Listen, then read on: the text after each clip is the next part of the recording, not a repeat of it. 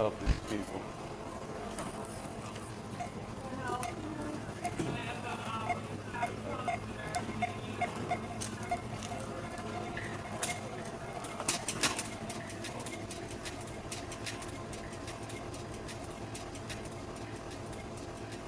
Of these people.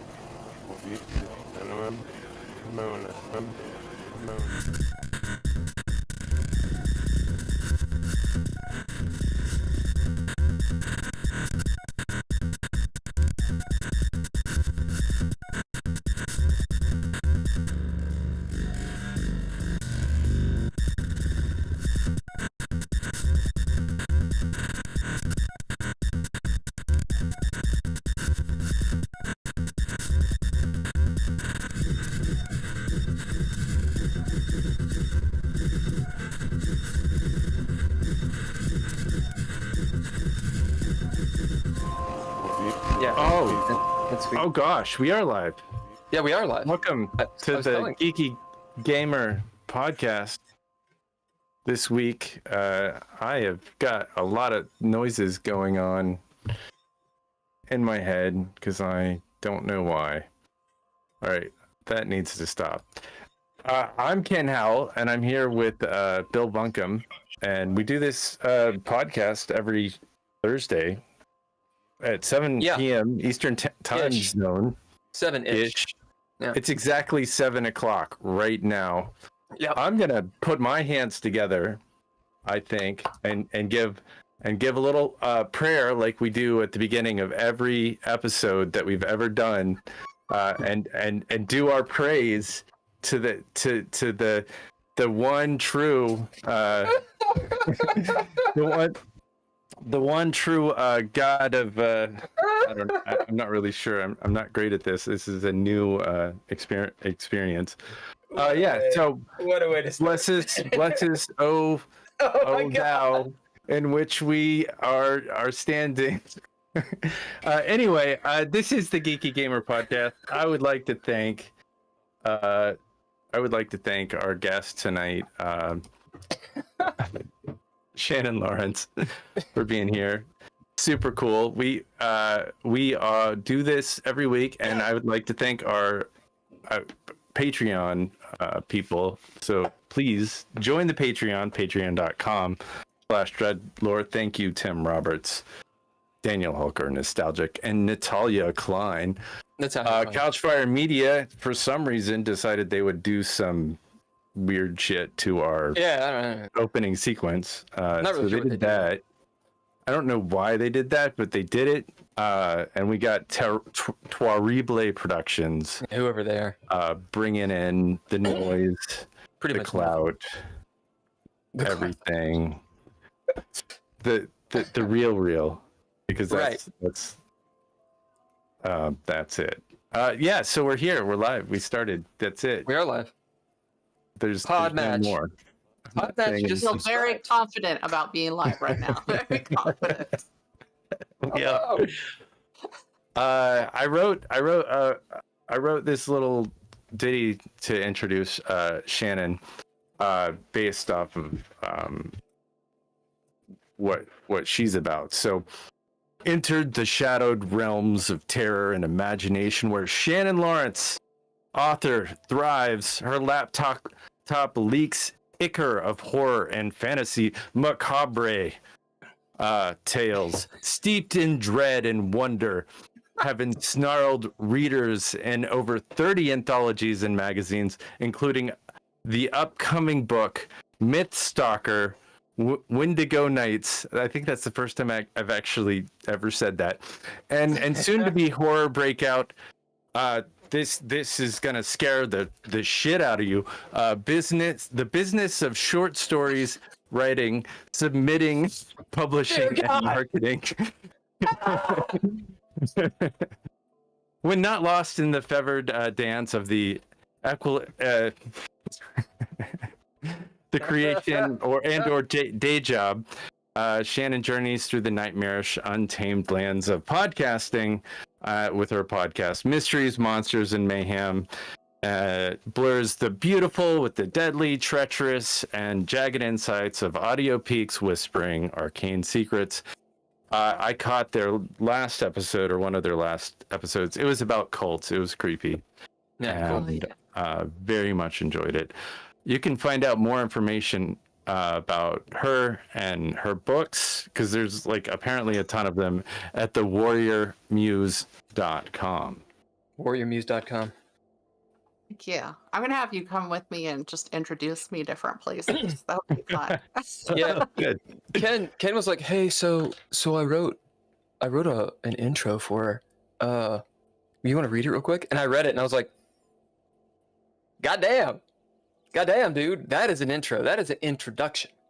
Yes, Well it's done, good. Ken." I feel So like we Ken, need to step up our, our introduction game. Yeah. Ken, Absolutely. let's introduce ourselves really quick. Who are you? My name is Ken Howl, even though you probably won't find me on the internet on that name. I'm a journalist and a filmmaker and a role-playing gamer and a Geeky Gamer Podcaster and a writer and a director and a nonsense maker. And Bill, it's your turn. Yeah, I'm a big nobody. Hey, Shannon, who are you? We've had your introduction, but we want it from your perspective too.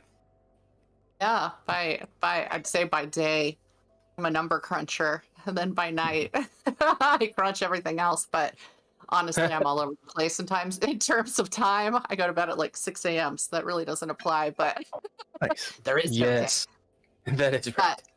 That's right. I wrote a lot of short stories. That's why there's so many books out there, and was having those in magazines and anthologies and all that good stuff. All mostly horror, but I've hit a few. I've done comedy. I've done mystery. I've done a little bit of sci-fi, but it was sci-fi comedy. All that good stuff. I enjoy it all. I like to get my fingers into everything, I guess. And so, thus, I also started a podcast on top of everything else, because who needs time? I don't need time. So, started out with a co-host during COVID.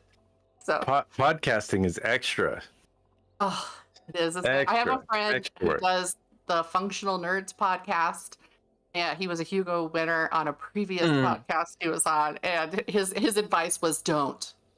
When I said, "Hey, we're thinking about starting this podcast," and he said, "Don't do it," and yet I did. Do you want to throw down the name to name drop? Functional Or no? Nerds. Is that Just functional nerds? Yeah, Functional Or- Nerds is Yeah, different. it's Patrick Hester. Hester. Yeah. Is that correct? Tracy. Oh, I I don't remember pulled it his up. name. We're sharing. You name dropped and we got it on there. Right, happening. you're on it. Yeah. Don't catch fire me. That's good. 'Cause I've been on that one a couple times. So, Nice. but yeah, he was like, it takes a lot of time and a lot of work and a lot of everything. does. And he It was does. right? Yeah. Do you say that you started your podcast over COVID? Mhm. Why? Boredom. So, Oh yeah, right. before that, I was working for a local writers group, and I was putting on live events with my co-host.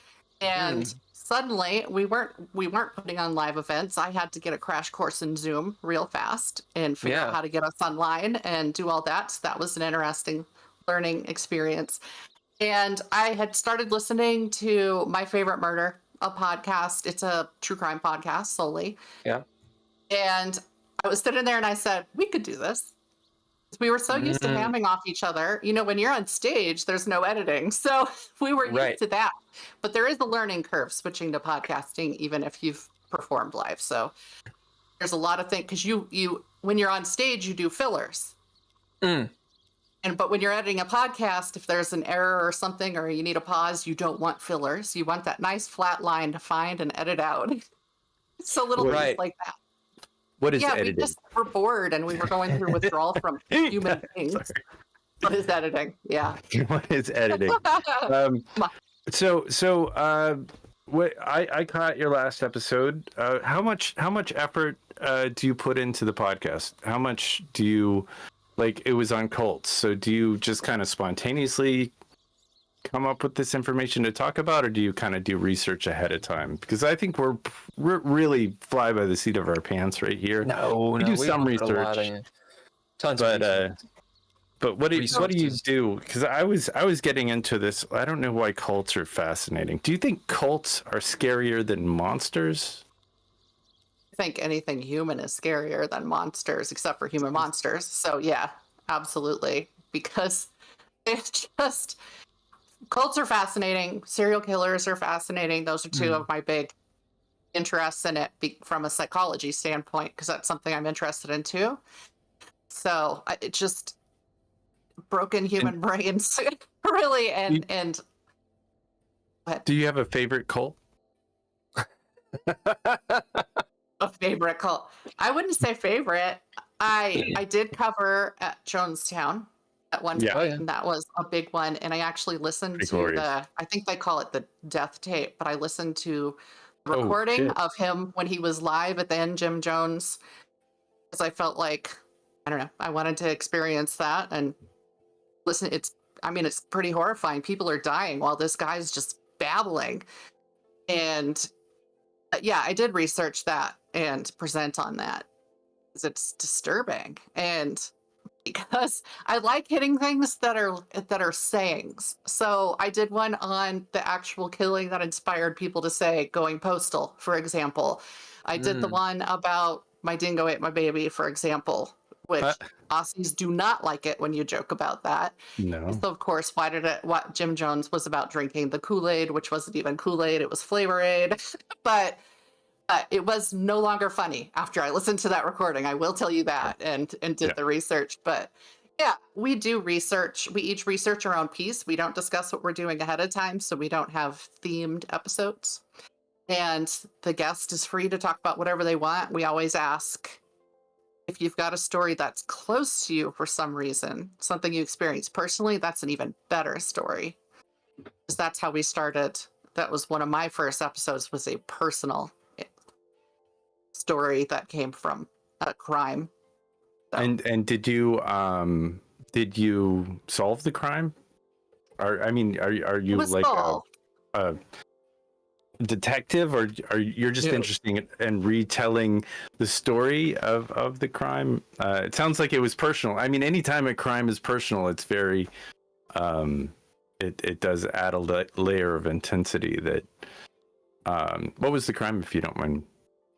Yeah, so I was in the car with my mom when a serial killer came after her. His MO was to run a woman off the road. And of course be like, oh, darn, go up to exchange information or insurance information, or I can call somebody or something like that. But that was not his intention. And I was very little. I was only about 3, so I don't have a personal memory. But I grew up knowing this guy who is in Oregon State Penitentiary. It is a solved crime. He killed, he was convicted of 3 murders. There were probably more. Were you on the news? Back then, I don't think so. I don't think so. Because that story is familiar. I wonder if I'm sorry to interrupt you, but like straight up you were saying it, and I was like, holy shit, I think I've heard this. I don't think that hitting a woman's car to get her off the road is terribly uncommon. There was I do it, but yeah. That's how I meet women. That's right. It's true. He's got a very large vehicle. Sorry, continue. So what No. I mean, that was the my mom managed to evade him because they were out in a rural area that she knew and he didn't. He'd followed her from bigger city, Salem, in Oregon, and she got enough ahead of him at one point that she was able to get off a road into somebody's driveway and hide and shut down her car. So that is how she evaded him. And I think his next murder was of a pizza delivery girl. Wow. Not the one he was aiming for, by the way, but one just happened to be working that night when they asked for the other one. That was the intentional kill. But she had known his older sister, when they were kids, and he'd spotted her leaving work, and that's how all of that started. Oh, what a piece of shit. It Oh, looks yeah, like he there's a was- number, but yeah, I mean, Awful. yeah. Or you could just go to a Trump rally or something. Oh, God. Meet the same guy. Oh, I'm sorry. No politics. We don't talk politics on this show. Ken You know, that's what we say on our podcast loves- too, but it leaks, doesn't it? It leaks. Loves it. Oh, he loves it. I'm just kidding. Golly. Gotta So, go protest in Charlottesville. It's terrible. what's the What you personal do? crime we got down? Awesome. I've got a few questions, but I met. yeah, Ken, continue. I met the closest to a serial killer I was to Jeffrey Dahmer, and I met and interviewed the police officer, the arresting police officer, and that guy was a trip. Bummer, I or just the wanted to- officer. The officer, the guy that arrested and stood by the door. I mean, I don't know if you've spent any time following up on Jeffrey Dahmer. I watched the show; it was pretty good. I mean, terrible. It was all terrible, but it was fascinating. And the way that the police officer, I can't remember his name off the top of my head, but the way he tells the story, it was just an intensely wild night. Whatever dysfunction goes into the action of someone who does that sort of thing, it's really incredible. Like there was a show Mind Hunter or something like that was really interesting, or it was like early days FBI or CIA. I'm really bad at recalling things, but like what makes a serial killer do what they do is certainly terrifying, Yeah, to say the least. So Mindhunter is by John Douglas, and I know that because I got into those books by him when I got into serial killers as a teenager, which sprung from the whole we were in a car when what? So obviously as a teenager, that's really when people get into it anyway, but I kind of had that double reason. But it might interest you that on our episode that will be airing on March 15th, our guest was Pete Klismet. And he's a retired FBI profiler. So John Douglas is with the FBI, and he was taught by John Douglas. He went through the first class of that they created to train profilers and that. So it was an interesting conversation. He went over his first murder that he solved once he took that on. And did you say, have you solved any murders? Oh, I haven't solved anything. No, I will say I'm neither a crime solver nor a journalist. So I make it very clear on that podcast. I am not a journalist. I'm doing research on it, but I'm not interviewing, anybody, save a guest that we might have on. But it's fascinating and compelling to tell a story. I have a tendency to railroad Bill sometimes. So I was going to say something, but I will. No, please do. I'm eating a donut. I feel like Go we can transition a little bit into set and setting, and we kind of discuss this a little bit. But so humans, scariest monster, scarier than like reality is scarier than fiction.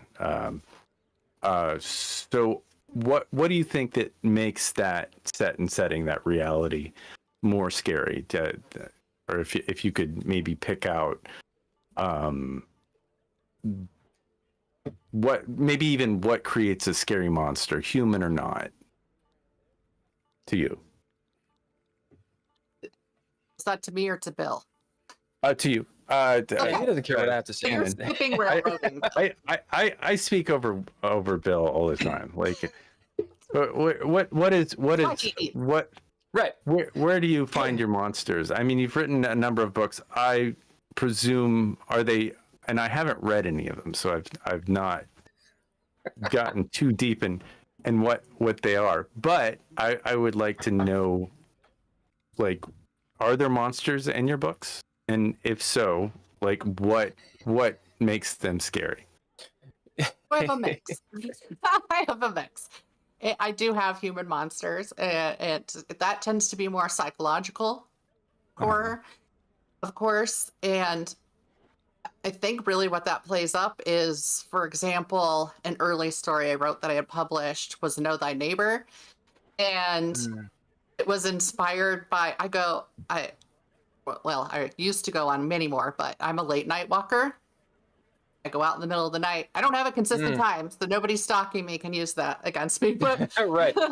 I only go out during the day. I am never out at night. That's right.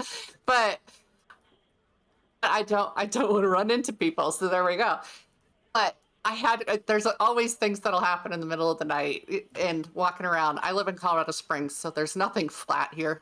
There's no such thing as flat. So you got to walk up a hill, and I had this one guy walking up in the middle of the night, and suddenly this man just stands up from wherever he was at the top of the hill. I think he was like checking a sprinkler system or something, but there was that second of, what the hell is that? At the time, right. Because he just kind of loomed up out of nowhere. I had no idea he was up there.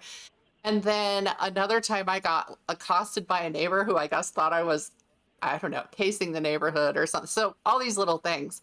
And the whole thing is she runs into this neighbor and she kind of knows him on sight, and she sees him as friendly, and so he's harmless. And of course he's not harmless. So it's not really a spoiler. That's because things happen, and I won't spoil that. But stuff like that, it's the fact humans are scary, human monsters, because you can't look at somebody and know they're a human monster.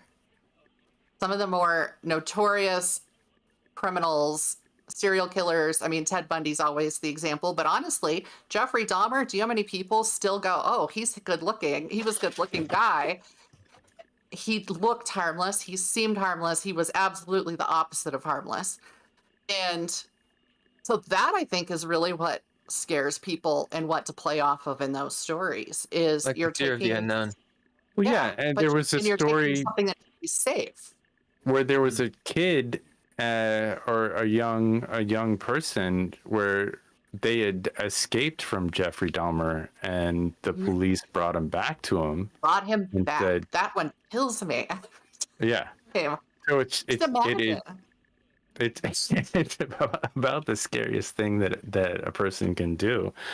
So yeah, it's disturbing. So is there the violence in your books? Is it kind of, or is it what kind of violence is emotional, or is it physical, or is it suspense? I translate. Yeah, thank you. That is also a mix, and I will say that's because my books are collections of short stories for the most part. The new one is not; it's a novel. But so I get to play with so many different things. That's the beauty of writing short fiction, is that it's less of a time investment, and you get to just do so many things. So there is a mix of say gore and violence. I'm not an extreme horror author, so it doesn't get to that point, but there is some gore and there is some violence.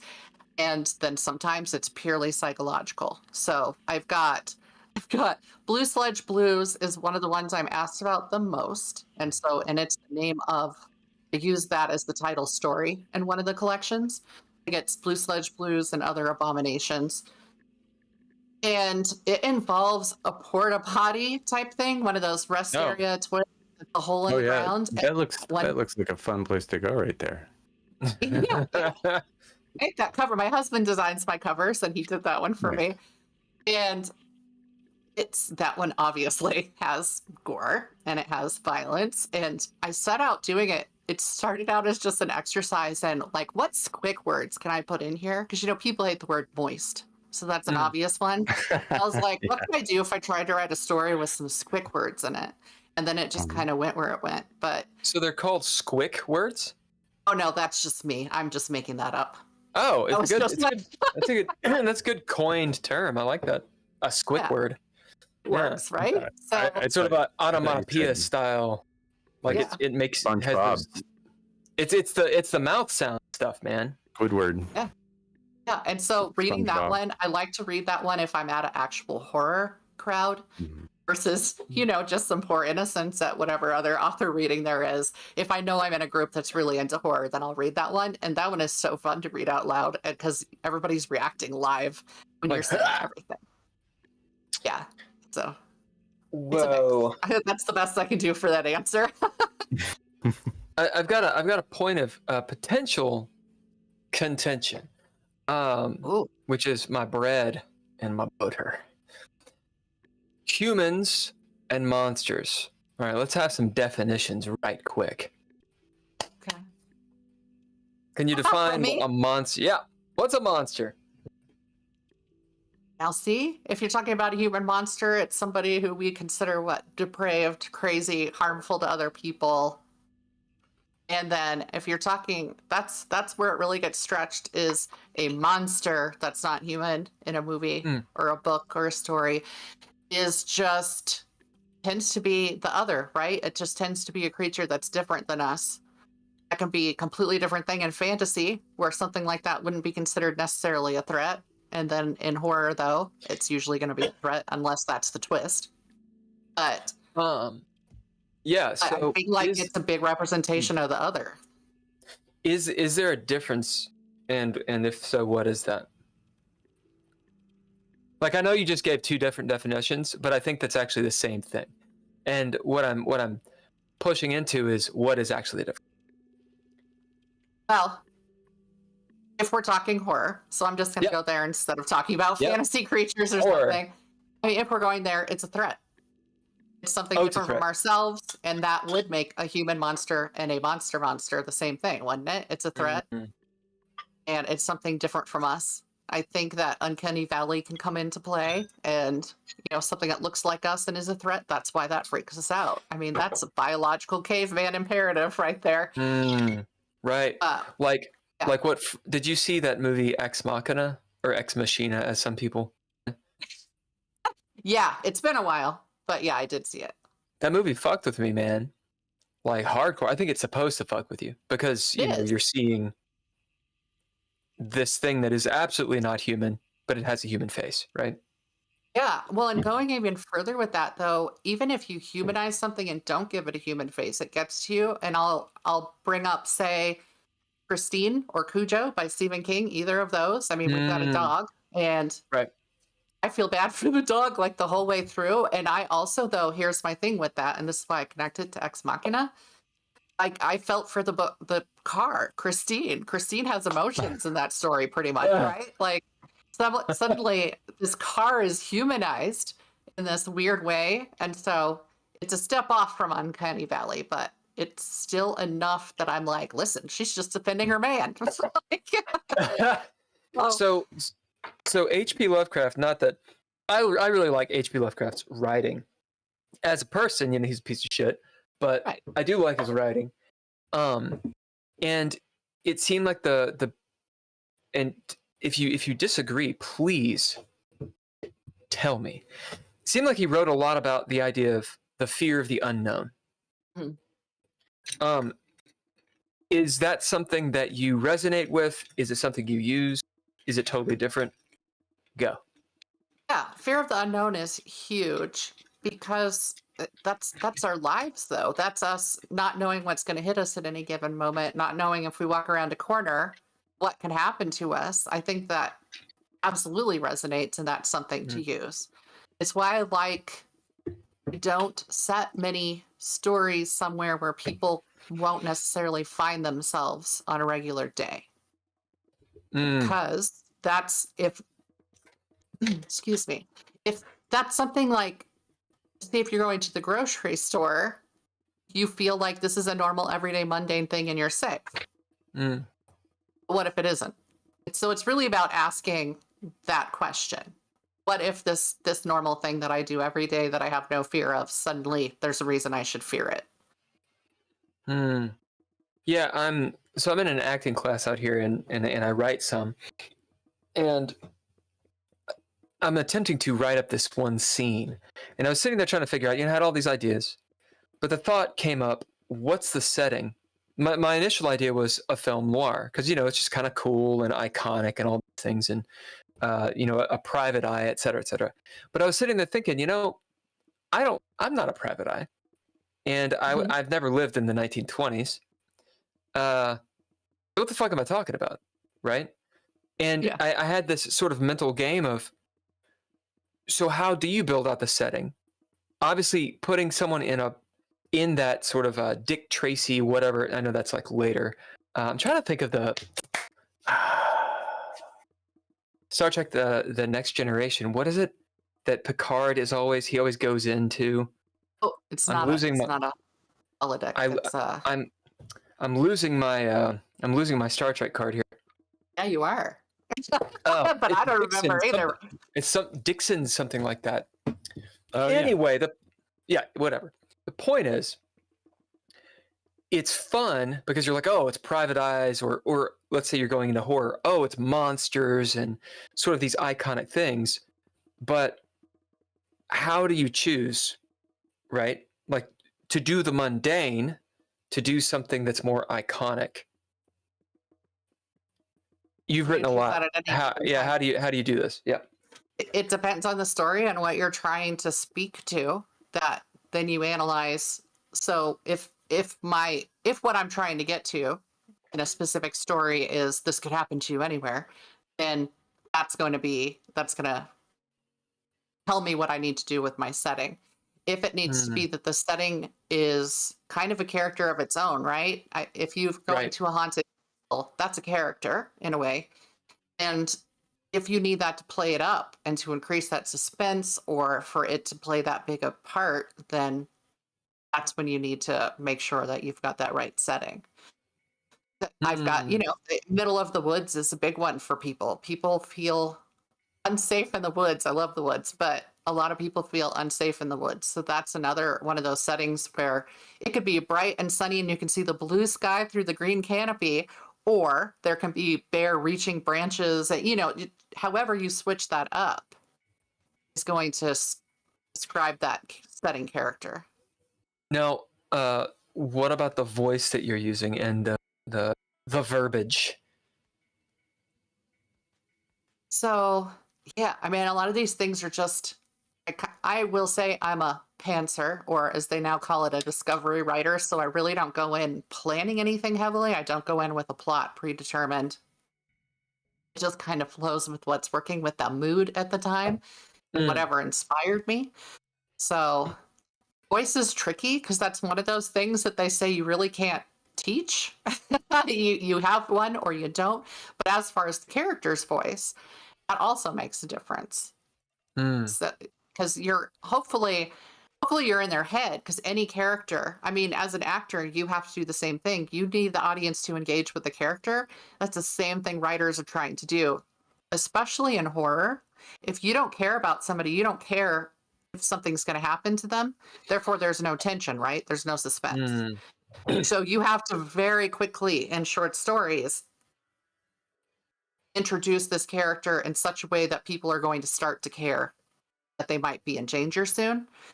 So that's kind of a tricky thing on its own, but there are little ways of making that happen. So Yes. I would think that would kind of help be something with acting too. Yeah, I was gonna say, go on, Ken. I was just gonna setting is so important, and like in a horror movie or in a book, I would imagine as well, having that setting not breaking away or breaking out of the seriousness of what's happening is so difficult. I would imagine on a page it's easier than, you're watching a film and an hour and a half in, you see the monster and it's totally revealing and the monster's bad and then you're not scared anymore. So whereas if in a book or something like that, you have a lot more build, and I think you've kind of spoke to this before with the words that you chose, and a lot of the imagery. Are you telling these stories that you write from? Are they first person? Do you get into the head of the killers? Do you try to tell their story ever? That's another. It depends on the story. So Yeah. again, I Like actually with have the more blue, than 50 short stories out.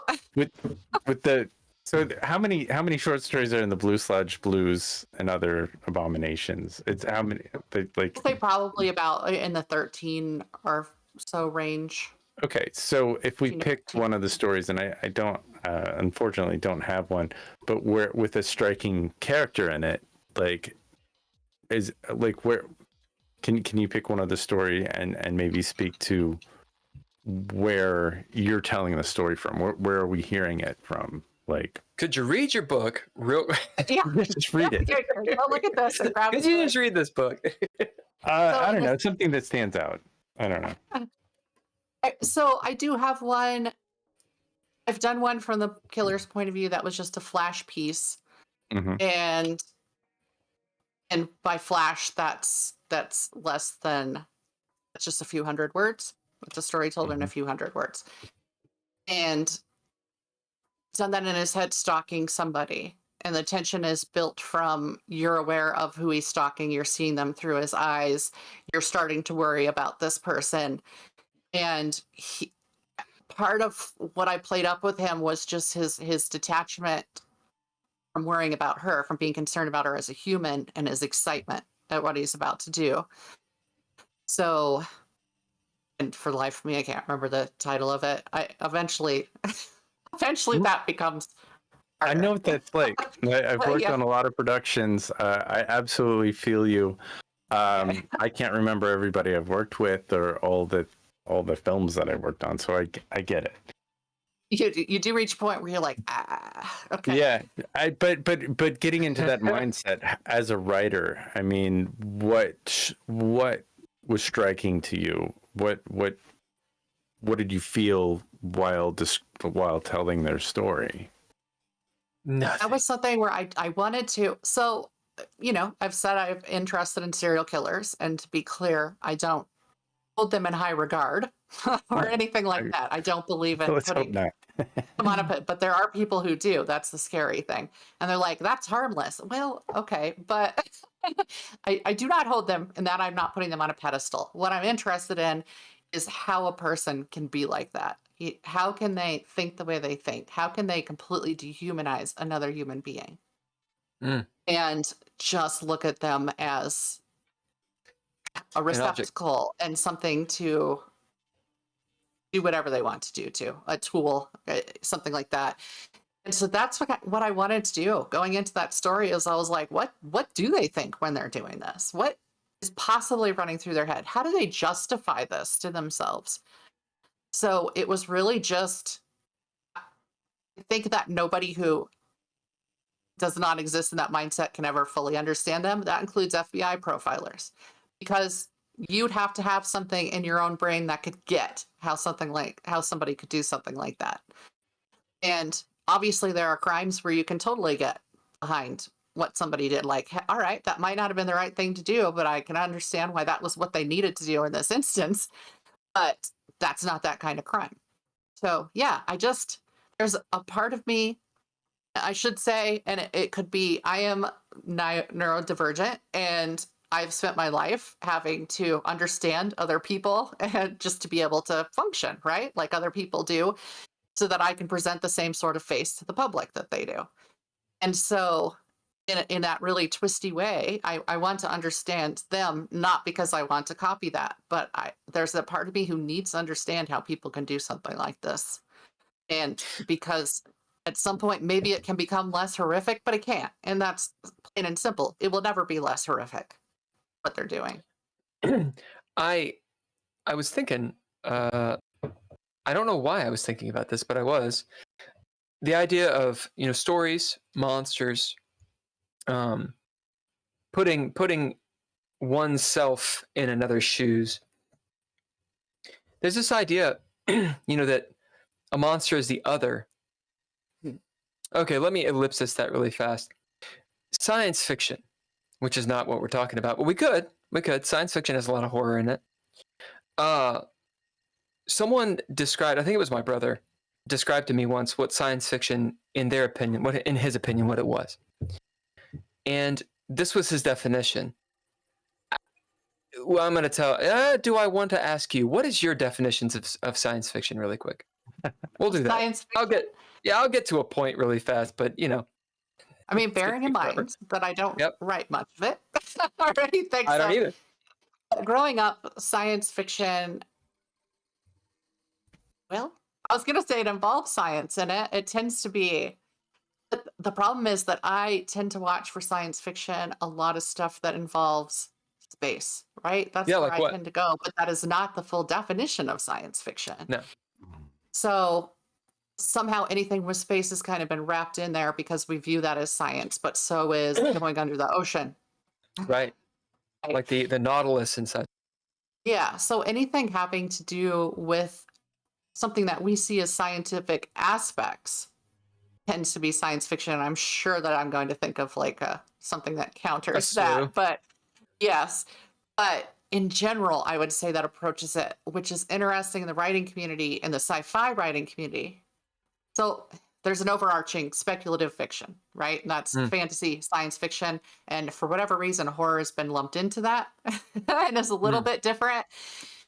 But couldn't you see horror as if you've got certainly speculation. a monster, like not a monster like human monster, but like a alien monster, or that there's a technology like Freddy or a ghost or something like that from beyond the realms. Yeah. So I mean, I get why it's there. It's just that horror tends to go to a con, or is living on the outskirts of it. Because it's kind of two different groups of audiences sometimes, or people. So, but in writing circles, there's a lot of argument over, because there are people who are, we'll say, traditionalists who want hard science in all their sci-fi. And that is why I kind of struggle to have a definition, because a lot of people don't feel hard science has to be involved. And I think a lot of sci-fi doesn't have hard science in it. I mean, Terminator has science, but is it hard science? Do they ever actually say how anything really truly scientifically happened in a process? I mean, we get the origin because they go back in Terminator 2, but I wouldn't call it hard science fiction. So the definition, I don't know if it's my brother or not, told me,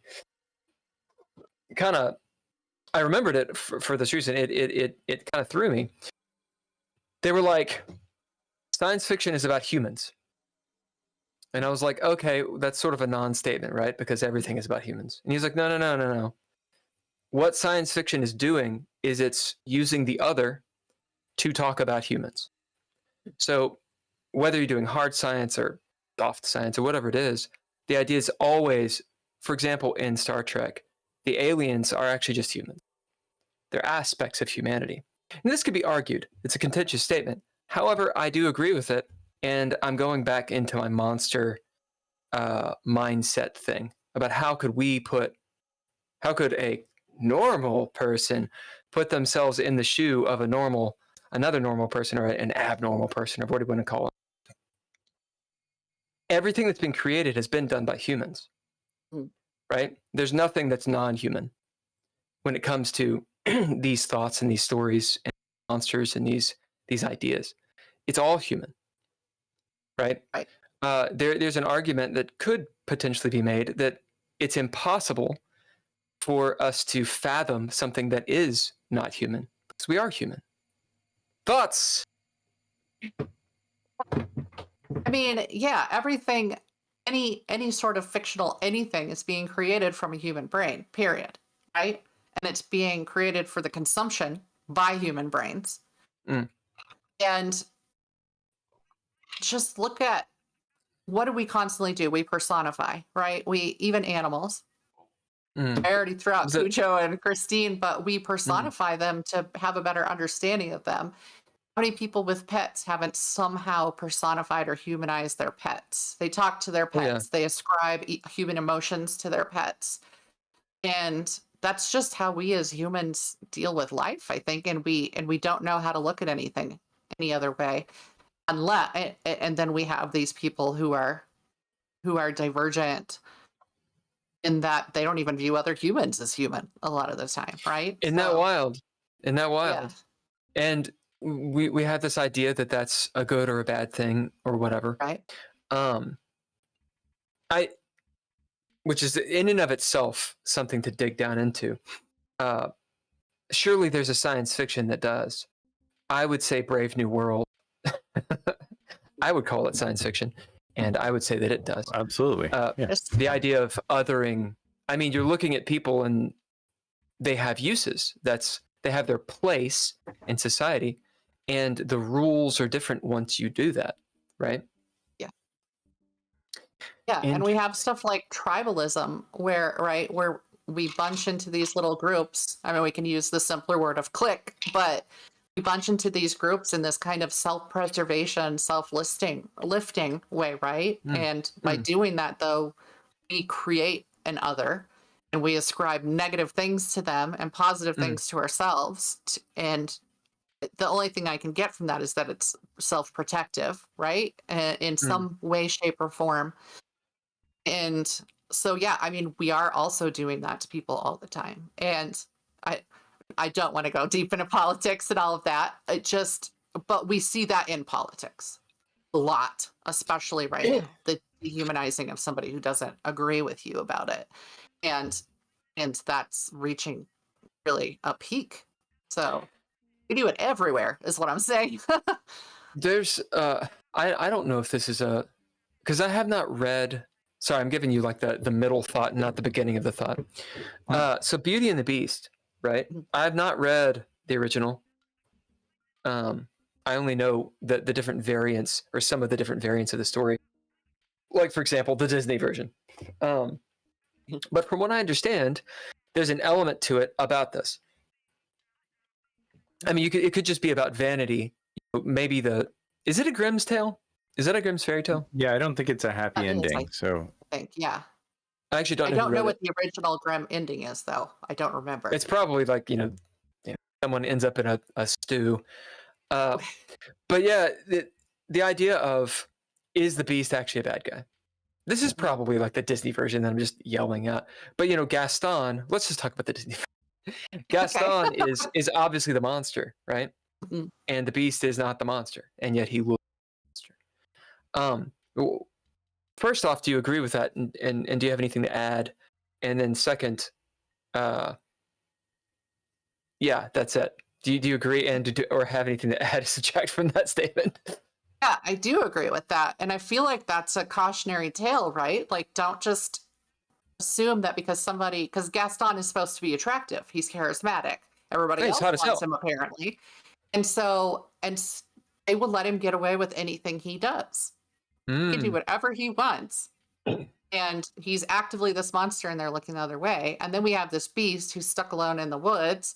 I mean, he is a bit of a dick. Let's be honest here. He is a jerk. He's not the best in terms of a great relationship, but no, he's not the monster, but he looks like the monster.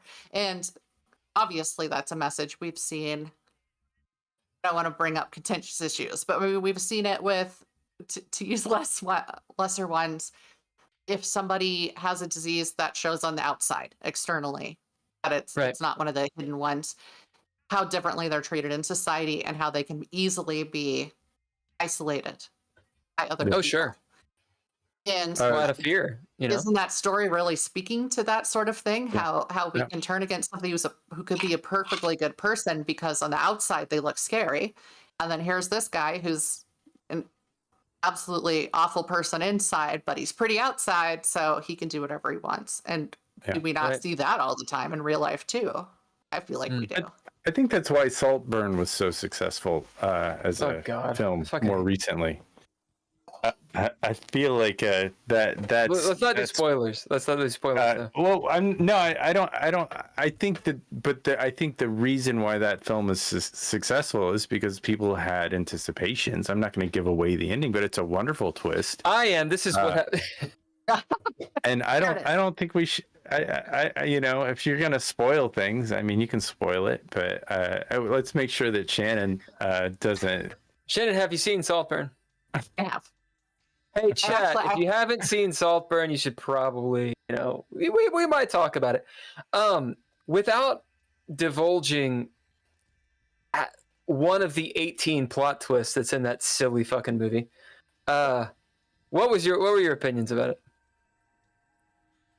So it was interesting because I saw a lot of conversations about it before I actually got to watch it, and I will say the Oh, horror interesting. community was deeply split on salt aspects of Saltburn about Sure.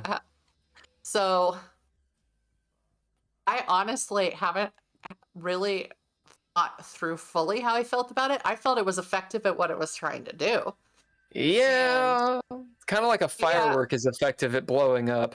It's like, oh yeah, okay, good, It was good like, job. it was very Beauty and the Beast story, and I felt like that came across certainly in his mind, and it certainly broke its way into the nature of what we deal with here in America, which is people who are not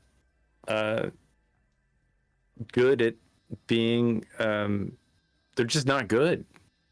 I don't know. At society, they're just not good at society. At society, yeah, they're not good at society. It's sort of incel culture. I'm glad we're not on Twitch because we just would have gotten banned for saying that. And to me, it's just a dark nature of not having empathy for your fellow creatures. But I guess that's a monster. So when you're looking at that, and I can't remember character names, so we're just going to say the main character of Saltburn. Sure. Yeah, Are pouty you viewing face, big him? fuck. Yeah, Yeah, him. Which character Very, are you viewing him at? Very Keegan. Barry Keegan. Keegan Hand. He was playing a character, I guess, Oliver Hogan. Quick. The chat is asking for your thoughts on Saltburn, by the way. Mine? Oh yeah, you're the guy. Oh. I don't care about mine. Man. Okay, Yeah, well, they don't care about yeah, I mean, again, I thought it was effective. It certainly is twisty as fuck, right? And they have purposely, remember those squick words I mentioned earlier? They very intentionally did put in the squick factor, right? Oh yeah. They did some things because they knew it would have an impact on the audience. I mean, I'm not going to name it, but because it's less impactful if we bring it Did up. you call? Did you call any of them? Did I call any of what he was going to do? So sitting in the theater, because I'm like super really smart, right? I was sitting in the theater, and like I felt that a lot of the things were foreshadowed, and I mean those. You call them squick, right? I really like that word. I'm gonna steal. Yeah, it's a fun word. Squick word. That's a coined word. You should totally coin it if you haven't. I feel like they foreshadowed those moments. Do you, or do you think that they were? What's your opinion on it? Oh, I definitely feel like there was foreshadowing. I feel like you do have an idea pretty quickly once things start to happen of what we're looking at with this character. And sure, there's a little bit of doubt, if I'm remembering right. I've only watched it once, so it hasn't had a review, but You'll need one. I definitely think it's a movie you need to watch more than once. You watch it once, you get hit, you get slapped around a bit, right? That's what that first viewing is for, is to get in the face. And Like then I've been to a funeral before. I understand what happens. I mean, that's this part of it. I've been to those funerals. That's what you do. It's what you do. All right. Okay, I'm taking your word for it. I've never been at the site where they've done it. I was like, get in there, man. Yeah, they put the fun in funerals. That's The fun at funerals.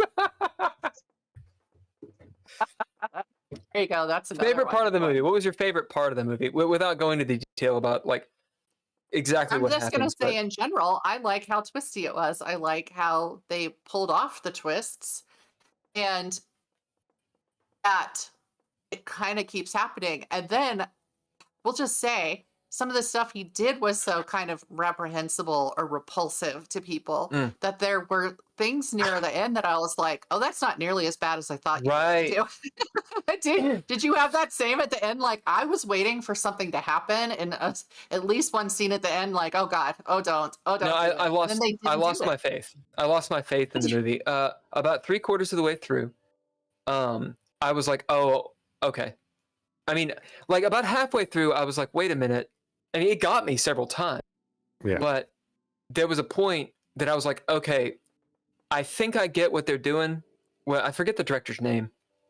Famous director. after watching Saltburn, I went and watched The Killing of a Sacred Deer. Sacred Deer. The only reason I know about any of these movies is because of my special lady friend, my girlfriend, and because she's super into horror and all these things, and we had a lot of conversations about it. My point: The Killing of a Sacred Deer, in my opinion, my humble opinion, far superior of a movie in literally every aspect. And I hadn't seen it before. The long and the short of it is, the movie in and of itself is attempting, like, as an object, the movie is a sour pill. The experience of the movie, right? And it's going meta in certain ways. Like there's in that movie, The Killing of a Sacred Deer, there's a point maybe 20 minutes in, I looked over and I was like, you've got Colin Farrell, Nicole Kidman, like the Barry, whatever the fuck his name is, all these people who are amazing actors. What is going on with this dialogue? It sucks. And she kind of smiled at me and I was like, oh, the whole time you're supposed to be sitting there getting uncomfortable. Yeah. I mean, it's And masterful. yet it's kind of there's beauty to it, right? And so that's boom, just kind of messing with your head there. And that's And I don't think art. they did in Saltburn. I don't think they got it. The very last scene was my favorite part. I didn't feel very like last it one. either. Did you either one of you catch Boxing Helena? I thought that was a really wonderful. Yeah, it's been a No, I haven't long seen it. time, but Yeah, I thought it's that super was long good. time. What's it about? It was by it's about a guy. Don't want to give it away. Who was injured? Whatever. I mean, spoilers at this point on that one are I don't care. probably more. I don't care. Yeah, no, you're good. You're good. Who was injured and he's sees put in dead bed people, by I this know. woman. He's put in bed by this woman, and she's supposedly taking care of him. And like as it goes on, she's removing body parts. She's making his world smaller. Oh no! Oh no! And I think there's a lot of meaning behind what the body part remover, and it's a heady thing. It's not grotesque necessarily, but it's kind of like, have you ever been set on by a person? So this who's is just horror, right? Yeah, well, it's not scary, but it's scary. It's psychological, Mentally. kind of Like, mind psychological. A psychological horror, and this is the kind of shit that if I were to say what is pure horror, Shannon, please save me from myself here. Oh no! Listen, I here's the thing about horror, is that it covers a lot of things, and there are things that people will argue with you aren't horror, and they are in fact, because the whole thing about it's become very stuck into a box. And a lot of that, as much as I loved him growing up and reading all his stuff, a lot of it came down to people think if it is something Stephen King would have written, it's horror. And if it's not, it's not. And there was a debate on a horror thing the other day. I'm probably going to get totally sidetracked on this. On a horror site the other day, where somebody did a questionnaire basically, and they were like, if a movie doesn't have vampires or zombies, is it even horror? And the high percentage of people that said no is absolutely insane. And my thing is, again, psychological horror, there'll be a lot of people who say, no, that's a psychological thriller, and you have a fine line. But the fact is that horror is alive in all kinds of genres. We see it all the time in other things. Handmaid's Tale is hotly contested as being horror, but sorry, at least if you're a woman, it is absolutely horror. I found that to be nearly unwatchable. It was so intense. I think we watched it during COVID, like highlighted COVID, and I was like, this is just too real.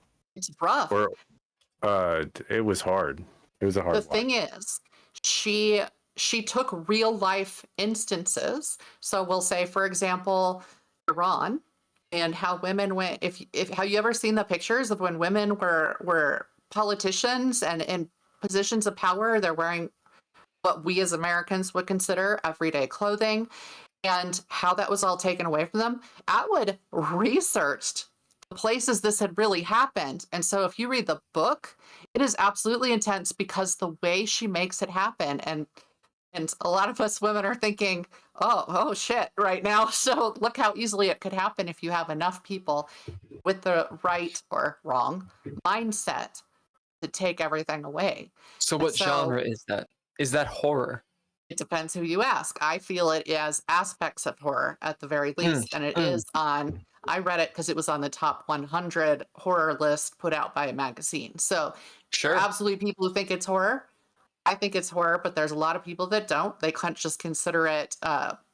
We don't care about them. We care about your opinion. I don't, but they can, yeah, it's absolutely horror, and It's got very real violence terrifying in and it. how insidious it is. Yeah. In the way it happens. So I just feel a lot of things have at the very least horror aspects, even if people don't want to agree they're horror. So really the definition as it comes down is that it elicits these negative emotions from you. So, and repulsion is one of those. That's why gore is a go-to in horror sometimes as well, because that has elicited this sense of repulsion in you. It's getting an emotional reaction, a negative emotional reaction from you. But there's fear, there's terror, and there's repulsion, and there's kind of like a little hot list of things like those words that can make up horror. But what it is it's supposed to kind of grab that reptile brain of yours and touch something subconscious that reaches your concerns. Well, it's So, gore is clearly the cartoon, and Handmaid's Tale drama. That is the horror that gets you where it hurts. So it's like if you put Texas Chainsaw Massacre up against the Handmaid's Tale, there's nothing in Texas Chainsaw Massacre that really gets me. It's like it's loud, it's over the top. I know we're talking. Well, you're from Kentucky. I mean, it's kind of every. I mean, it gets me, but we're almost immune to it. It gets you in a different way, right? I mean, you go in there and you're going to have this crazy thrill ride, basically. Yeah, it's a roller coaster of mayhem and chainsaws. Yeah. I guess my point is like when you're writing, you don't have explosions and stuff like that. So set and setting is really important for horror to me, before you start breaking that fourth wall, which, Texas Chainsaw Massacre, I think probably goes down that road pretty deeply. I haven't seen much of them. I don't know the plot or the other than plot. It's the plot. But I presume the plot. I mean, I don't think there are a lot of twists in that one. So there aren't. And it plays up on kind of thing I try and stay away from myself, because I feel like it's kind of punching down sometimes when we do the scary hillbilly or scary redneck. Like, we're talking about people who are usually kind of disadvantaged but ignored for being disadvantaged in a way from other people. Both Ken and I are hillbillies. It's perfectly fine. It's true. And you're okay with that. That's good. Yeah. Real quick, could you define? I'm being a little obtuse here. Could you define punching down really fast? Punching down. So yeah, people who are at a disadvantage as compared to the people mocking them, I would say. Oh, I see. Okay. If I'm a middle class individual and I'm making fun of somebody who is typically poor, right, living in poverty, maybe undereducated, that sort of thing, I consider that punching down a bit. I do. I would argue the middle class is living in poverty. But well, I will agree with you there, but I have a kid college bound next year, and I'm like, how does anybody do that?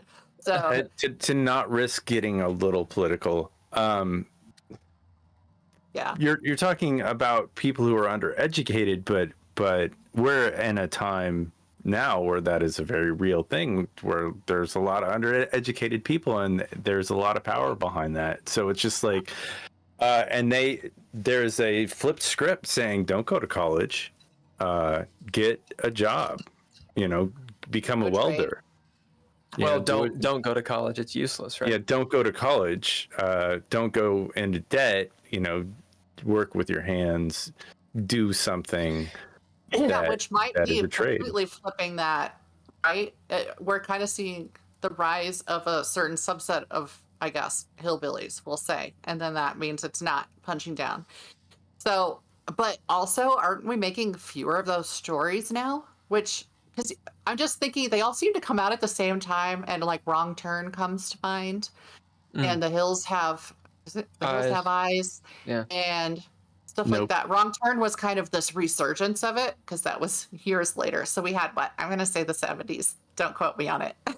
Where we have the Hills Have Eyes. It looks like it's in the 70s. Yeah, and Texas Chainsaw Massacre and stuff like that. And I would love, like, this is definitely not something I could do in this conversation, but yeah, I would want to see, why did those types of movies start happening at one time? And I'm sure books were matching up with that. They tend to precede the movies. And then why was there the resurgence when there was? And why aren't we seeing it more when I feel like a lot of us are terrified of what people who fit into that subset are doing? Like, how delayed is that reaction, I guess, is my question for that. That's interesting. It's interesting. And well, the thing is that it like you said, it plays on a trope. And I think that people are, it's hard to put things in context. That's why it's so important to do so, right? We've been putting things in context for a very short amount of time. Because, you know, like back in the day isn't that long ago.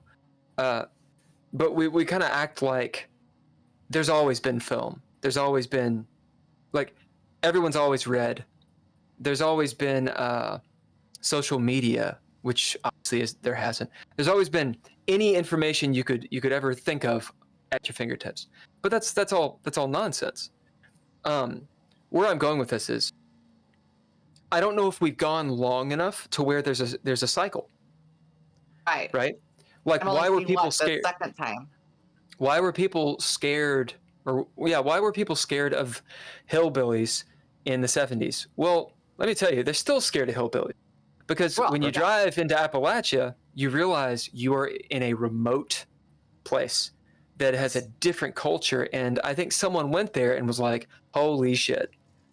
You know? Isn't there a whole like non-horror movie that came out with, one of the redheaded actresses recently that got a lot of ire? And by recently, I'm saying last 5 years, I guess. Oh, I don't know. But yeah, it is like a different place, and you feel out of place if you go there, if you're not from somewhere like that. I'm from Kentucky, and I'm out of place. No. Like, if I roll in there, they're like, who the fuck are you? No, it's true. Except they don't sound like that. They're like, deep dive, and I'm like, oh shit. Colorado, I'm sure, has that as well. I love y'all. You go outside of the city. New York has that. Like, you go outside of the city and you go to a place where you're not really supposed to be, and people will make you feel it. Right, you're alien. You're the alien at that point, right? You're Absolutely. the one being othered all of a sudden, and so you're othering back. So and the same could be said if you're from the city or from the country and you go into the city, it's intense and it's a horror of a different kind. I mean, the city in and of itself is a horror. Buck Mudd I know says, friends who would live downtown and be perfectly happy completely living in that whole space, and then I'm just like complaining about finding parking. Buck Mudd says, The Handmaid's Tale is, in capitals, horrific.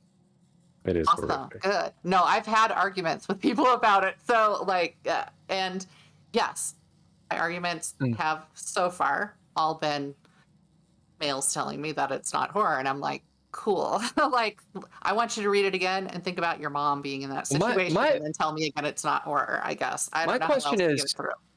My question is, if males are telling you this, why aren't you just accepting? And making them a sandwich for the troubles. And that is in this story. White males right now. I mean, I don't want to go. I like it's. Stop touching down on my people. But here's the thing: speculative fiction. All speculative fiction tends to be a commentary on whatever's happening at the time, and that includes fantasy. And just like you said earlier, right? I mean, it's reflecting humans, even if it's an alien. And so it's sometimes hard to discuss horror without discussing hard issues too, right? So I get it. But I mean, isn't that the point of horror, to make these issues easier to discuss? I mean, and that's where we get into the games and to the, when we do our role-playing game, like we want to talk about these hard issues sometimes just to work them through on our own, as an individual person. I'm sure that's the same with writing. You write about something that you need to work through, or you research something that you want to understand better. Right. No, and that's true. And it's interesting because there's a lot of people feeling like they're being beat about the head. And I've seen movies or read books where I was like, yo, like, I know that there's always going to be messages in here, but could you bury it a little bit so that there's some entertainment too? And like, this isn't unpopular. A lot of people are split. Like, It Follows, I felt like I was being smacked around with a message, and I was like, I get it. But so there's always something like that. And for some people, it was amazing. And to them, it was telling the message just right. And we're all different. So I'm not going to hold it against somebody. Yeah, but people can be wrong is the thing. Like, and I mean, that's the deal. People can actually be, can be stupid. People can be fucking stupid. People can be wrong. They can just be assholes.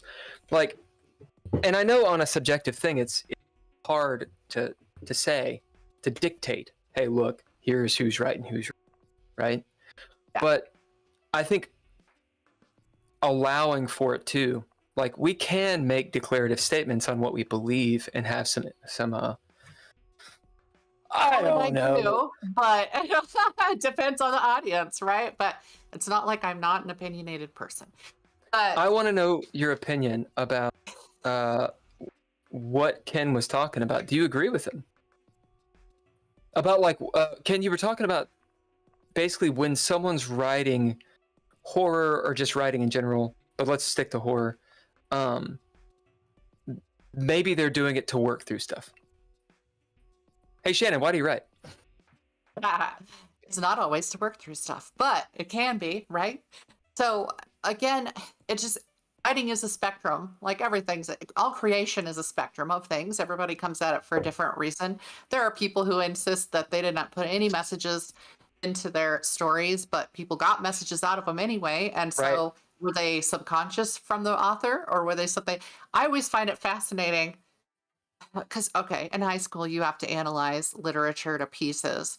And most of the stuff that our teacher is saying is the author had no intention of being there. So again, is it some subconscious part of the author, or is it just the subconscious of the people analyzing it? I aced lit once I figured out if I just bullshitted my way through and made up the most ridiculous things about what this piece was about. They were like, excellent, yes, you really broke that apart. And I'm like, it was great fun. I actually enjoyed doing it, but I was really making something up at that point, just deriving it from whatever I was reading. But whether I believed that's what the author meant or not is a whole different message. And it's funny because each teacher had their own slant, right? I had a high school teacher who, I swear on all that is holy, anything was sexual. Or something where I don't even remember which piece of literature it was, but a spear gets chucked into a cave. He said it was sexual, and I was absolutely like, okay. And it's the only reason you throw a spear into a cave. That's right. It's got to be sexual. And what is that saying about all the parties involved? A spear and a cave.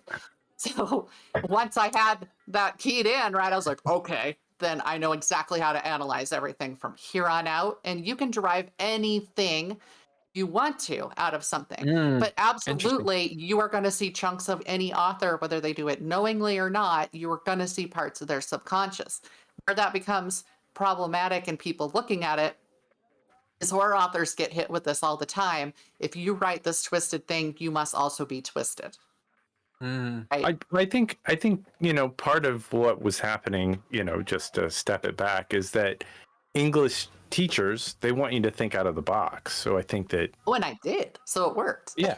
So it does matter though, and I'm sure that whatever it is that you came up with had a relevance and had a connection, because that was your connection. It was your. But I would like to reverse it again and say sexuality and horror and like there are tropes like if you have sex in a horror movie, you die, or any kind of sexuality in a horror movie is rape. Where are you in sexuality and horror? Like in science fiction, I think the as writers go, that's hot right now. Like literally. Sex is hot. Sex is hot in science fiction. Did that go away for a while, or is sex hot? Is sex hot in horror? so are you aware that there is horror erotica? I knew I'm there's not horror. unaware of it. You say it, and I say, aha. They are tied together in a lot of ways. Not always. Obviously, there's plenty of stuff that has nothing to do with sex and horror, and plenty of stuff in sex that has nothing to do with horror. All right. Well, but I think that the big part of why they can be tied together so much is, again, what is horror doing? It's aiming for emotions. It's aiming for subconscious reactions. It's aiming for your lizard brain, again, not to abuse that. So it's trying to reach that part of you that you try and hide away from the world, that you push down, that you explain away. It's all of those things. It's trying to touch that. And so is, now I'm using touch a lot. We're talking about sex, but it's not yet. Caress, please. In terms, fear and passion, those things can be very easily wound together. And if you look at the way the body responds to things in terms of what starts working and what your brain is doing and what chemicals it's flushing through your body, a lot of those are going to be the same between those two. So, and then of course they're just, do you guys ever watch, if you have Shudder, Joe Bob Briggs' Last Drive-In? I don't. Ooh. That sounds familiar. I don't have Shudder, but that sounds familiar. Tell us about it. He used to do it on different channels and stuff too, way back in the day, and he's been revived on Shudder. And his whole thing is he brings movies that you would have expected to see at the drive-in. So, it doesn't necessarily have to be horror, but it has to be in kind of that family of things that would have been shown. And then he has commentary on it. So I like it, of course. Cool. I learn all kinds of things. And what's it called again? Joe Bob Briggs' Last Drive-In. And he does specials for holidays, and then in the summer he has it every week on there. Some people sign up for Shudder solely for that show and then cancel when he's done. What show? What was the last movie you saw at the drive-in?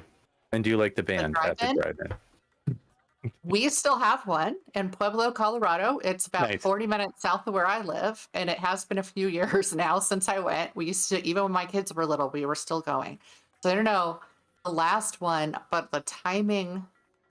Trying to think of what the timing was around when we last went. Well, it was probably about 10 years ago or so. And they were getting everything. They'd have one screen with kids' movies. So it wasn't all horror or anything. But like we have that image from movies of horror movies, like schlock horror movies were big at the drive-in. That's what people like to see. It came from outer space, or Yes. It was that like fun, ridiculous horror. Yeah. We really don't make anymore much. So Thriller. I think that's how it starts, right? For sure. Yeah, at the drive-in, aren't they? Yeah, I want to say Michael Jackson's Thriller starts at the drive-in. I think so, and I think it's a horror movie. Yes. So the last memory that I have of one, I think I was a kid.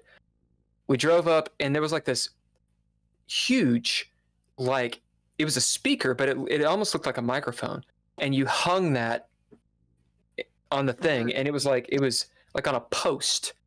It was forever ago. I remember being a kid and being like, "This sucks." The sound is all scratchy. A cinema's way better than this.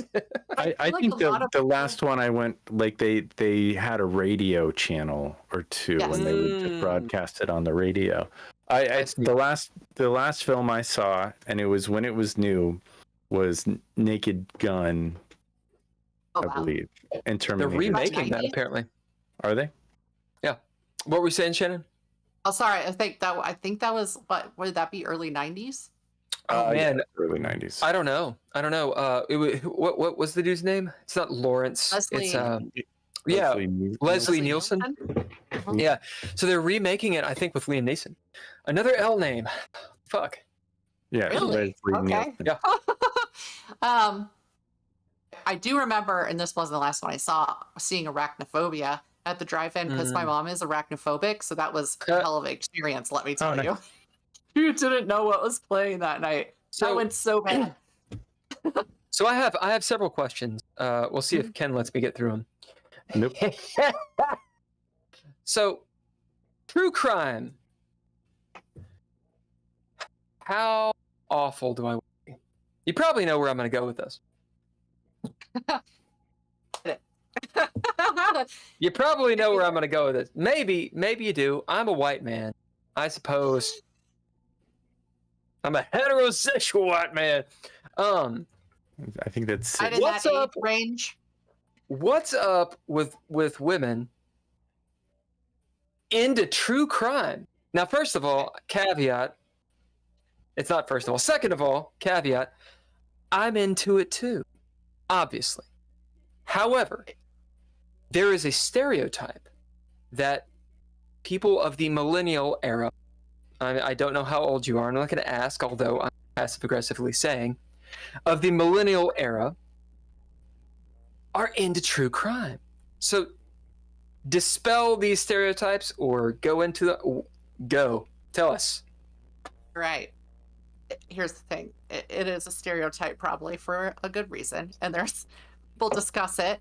I'm not a millennial. So Oh, you're not? You're yeah, not? I have no problem with I'm a Gen Xer. So Oh, yeah. okay. There's only one millennial on here, and it's that guy. that guy. Yeah. My siblings are all millennials. So I I'm see. the oldest of 5 and there was a gap and I see. I understand. Fine. No. Okay, but so yes, here's kind of a theory. I can't tell you with any real scientific basis why it is, but I'll tell you. So I grew up in a high crime area, several high crime areas before I came to Colorado, and when I was in elementary school, I was not allowed to go to the bathroom by myself. We had to wait until a group could go, because danger in the elementary school was not safe. And danger. we learned from they taught the girls from an early age basically self-defense things and things not to do to draw attention to yourself, and meeting the eyes of somebody so they know you're paying attention, not looking at the ground when you're walking. I was learning this stuff in elementary school in an effort to keep us safe, and I did have a guy try and kidnap me when I was walking to my bus stop. He tried to get me into his car. I booked it and ran, and thank goodness their door was unlocked. I ran to the nearest house. I didn't knock. I turned that knob and went in. They never knew I was there. Where were you? So I was living in Maryland at the time. Maryland sucks. Yeah. It was not safe I was about 15. I've mapped it since then because I was curious. I was young. Sure. I moved from there when I was 12. And the city I used to live in has been advertised as a safe city to live in now. And I mapped it. It's 15 minutes outside Baltimore, if that tells you anything. Oh, dude. So that leaked, I guess. I don't know. And I don't know if it really is safer now or if they've just done some things to bury stuff. I have no idea. But I had seen and dealt with a lot of things, flashers, and two separate flashers I could tell you about there. And so, yeah, it was constantly being drummed into us that it was our responsibility to keep ourselves safe, and we were to make ourselves small but big, and we were to defend ourselves, and how are we supposed to dress, and all of this stuff. And that is what women grow up under. And yes, anybody can be, this is a big argument I see online, men can be in danger in public too. You're absolutely correct. But don't worry about the disclaimers. Just go. There are different risks for women, and they start at a young age. And we're constantly trained that if you slip up, you're going to get yourself into this situation. And I think that has us already tuned in and wanting to know more about these situations that we've been hit in the face with since we were young. And it's just such a normal part of growing up for us to be given those defensive things. And it's like cultural almost.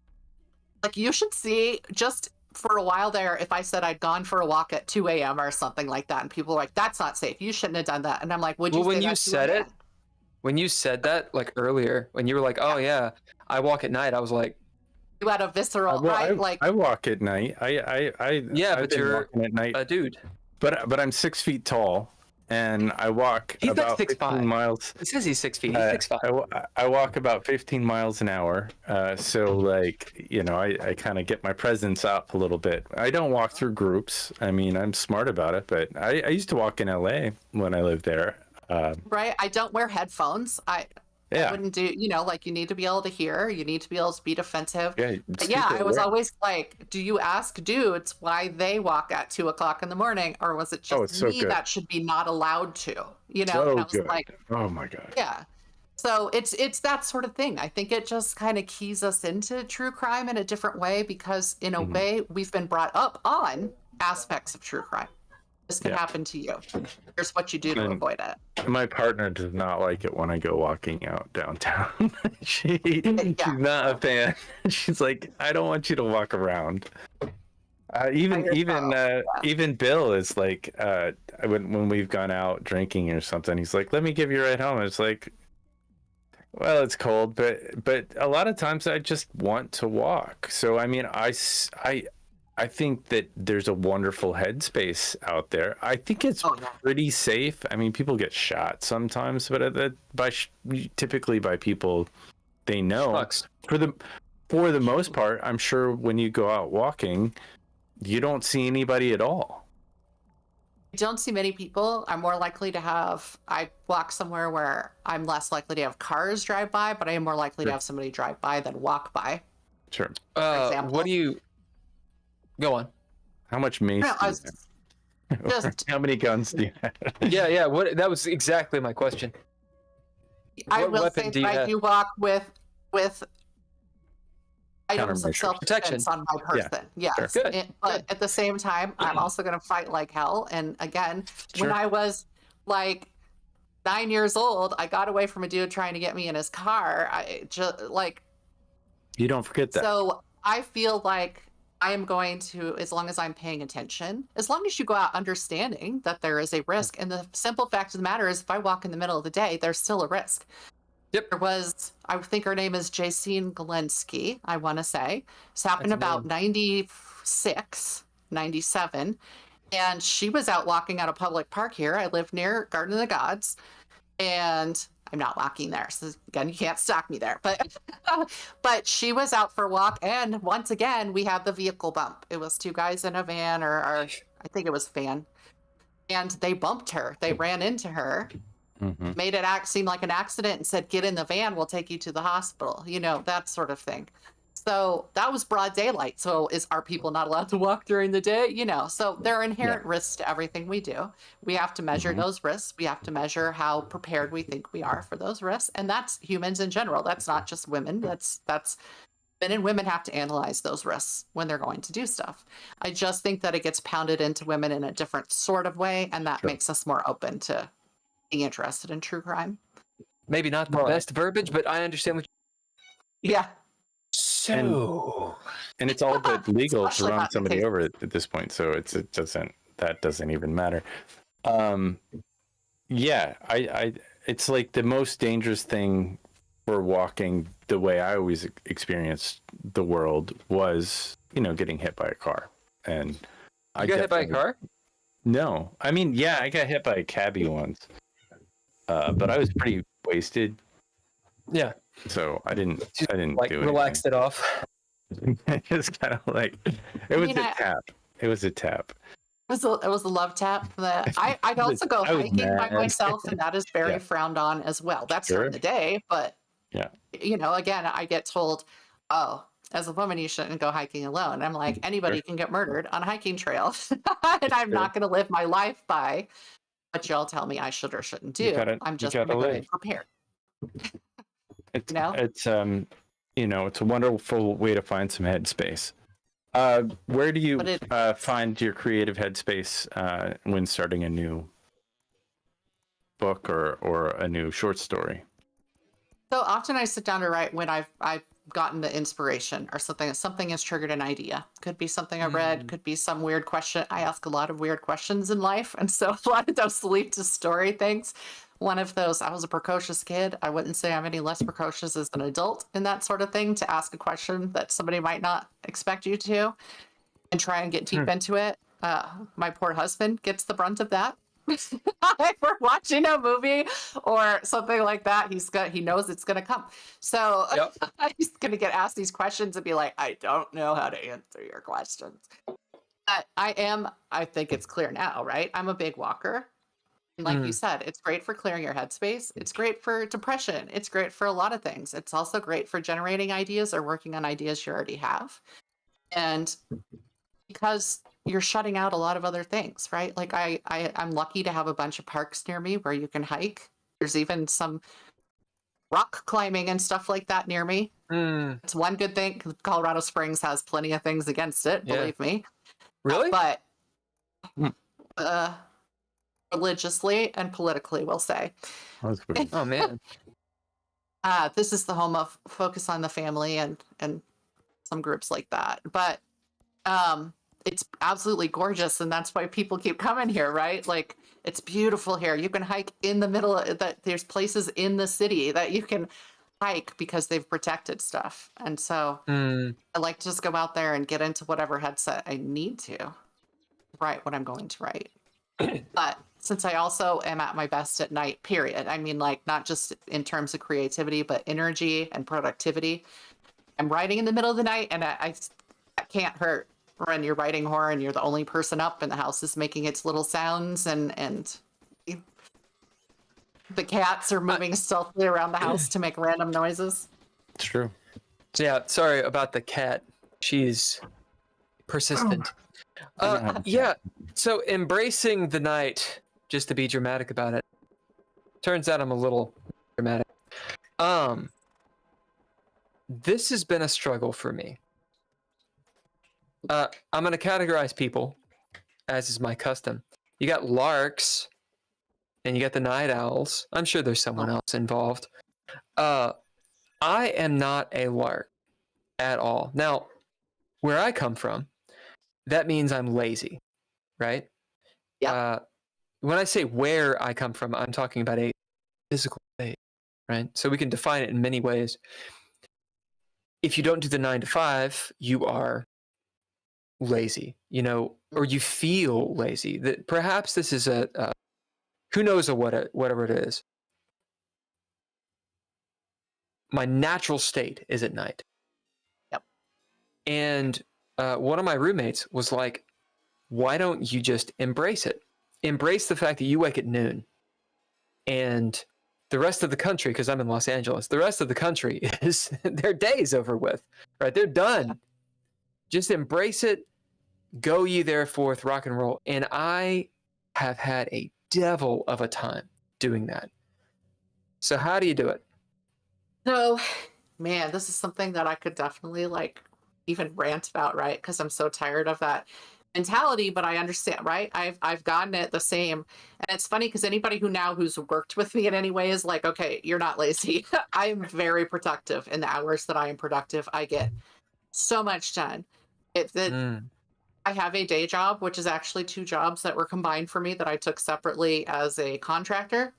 And then they said, could you please just come work for us like a normal employee and do this? And I said, absolutely. But I was a contractor because my hours are off. It took me until my mid-40s to finally stand up for myself, is what I'm saying. And say, I am not going to take a job that requires me to be up at 8 a.m. because I can perform for you better if I'm doing it in my productive hours. And if you go back to the people who like to argue about it online, they're like, listen, there had to be cavemen that stayed up at night to guard the cave, and that's where we came from biologically. I have no idea. But I think that there is a purpose, and there's always night jobs, right? There's always things that need to be done at night, and those people then hit the same things that just a night person runs into, where business is conducted during certain hours, and a lot of types of businesses are open just for certain hours and stuff. So you're going to run into that. I do like that there are some 24-hour places, but it's also bad that I can go at like 3 o'clock in the morning and get some Whataburger or something. But I want for the East Coast. Could you tell what a Whataburger is? I did not know until I came out here. Actually, until I came until I went through Texas. Actually, yeah, I was gonna say it's Texas based, right? I'm surprised it took so long to get to Colorado. We're really not that far, but Colorado and Texas are like so.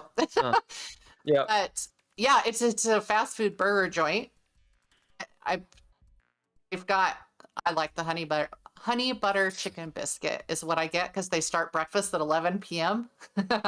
So I can go get me a honey butter chicken biscuit, and it's grilled. Here's a question. Colorado has In-N-Out, right? We do now. Yeah. Okay. So which one's better? Oh man. Uh-oh. I'm going to preface this with, this is funny because I was born in California. My husband was born in Texas, and here we ended up in Colorado. Yeah. I prefer Whataburger. DMZ. Huh? Do I what? prefer Whataburger. Dude, so this is... Ken, what do you think? What do you think? I like You've been out here Astroburger. too. Oh, fuck you. It's a cop-out. You got to choose one. I don't think I've eaten at either one of them. Really? Yeah, I don't think I've. I mean, I've had In-N-Out. They support I mean, some more. You don't Burger believe is so it. much better than In-N-Out. It's not even funny. I mean, like, meh. Really? It's, All right, so you just pissed off half the country, but whatever. I know. Whataburger. All right, so here's the thing. I come from a place that has neither one of these things. The Big Lebowski has In-N-Out, and so I knew about it. That was it. Okay. Oh, okay. That's it. Hey, That's how I knew what it was. we have a out themed restaurant here. Well, yeah, you do, and you should go. God damn it. I'm having my book launch there, so I'm totally going. So. Oh, really? It's new. Tell us about your book launch. I don't have a date for it yet. I'm still talking to them. But my book comes out March 26th, and I'll be doing a book launch at Lebowski's Tap Room in April. Fuck so. yeah! And we went there, and I was like, oh, this place is great. So they have It's awesome. 8 varieties of the White Russian. Oh, yeah. You know why? Of course. Of course. It's called the Caucasian. The name of your book coming out yeah, sorry. Pimpin' It. is called. It's Mythstalker Wendigo Nights. It's actually urban fantasy versus horror. Now, urban fantasy is fantasy with elements of horror if you want to really boil it and make it simple. But yeah. Could you say all that again? I'm a little bit drunk, please. Okay, it's Mythstalker Wendigo Nights. It releases March 26th. Mythstalker Wendigo Nights. Wendigo Nights. Yeah. Yep. So I am part Cherokee. And so my character is also. I see. And in this series of books. Oh, Mythstalker. I see. She is a Mythstalker. So her job is to hunt down creatures of indigenous lore, basically. So this first one is about Wendigo, but there are a couple others that pop up. So in there, because she's surrounded by people who kind of do this also for a living. Just take care of these problems that people don't acknowledge are real. So is this coming from? Is this coming from your background of like creeping around at night on your nightly walks? I mean, is there some inspiration? Does she? She looks dangerous. She's got a gun. Yeah. And I wouldn't approach her. Like if I saw her standing somewhere at night, I would give her like. I would approach her. I would approach her. And you would hit her with your car. If I were single, I would approach her. Can you give us a little background of what inspired this book? Yeah, just really it really came from. I got frustrated because when you see people making movies and writing stories about creatures that are from native lore, they don't even try to get it right. Like they don't even try to actually match it up with what the actual lore is, and it drives me nuts. Having said that, since this book is about Wendigo, I love the movie Ravenous. But if anybody's seen that, it's fantastic. And I came across a paper from a professor, and that's one of the two movies that they use. The professor. Yep, I'm not going to remember the right tribe right now. It was not Cree. It was one of the Algonquian tribes, I believe. But anyway, she teaches classes on native lore, and she specifically addresses Wendigo because it's a huge part of Northern and First Nations lore. And she uses Ravenous, and she uses, I think the movie's just called The Wendigo. And it has the man who played the husband in the TV show Medium. I don't remember his name. But anyway, she uses those to teach people and give them a concept of it.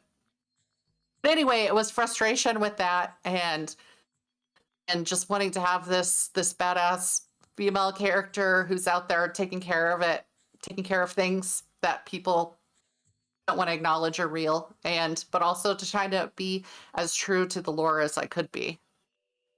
I have 3 statements. I don't know if they're questions. Prepare. All right. First, the blanket behind you, which was stitched, potentially crocheted by whom? My grandmother. Indeed. I'm in my bedroom. Yeah, no, I love it. My mother has a couple of those. I want a story, goddammit. I want a story about it. All right. 2. Are you interested in consulting for people that are doing movies? Perhaps all the USC students who are into horror and all of that good stuff. Because, all of them listen to this podcast, but they might.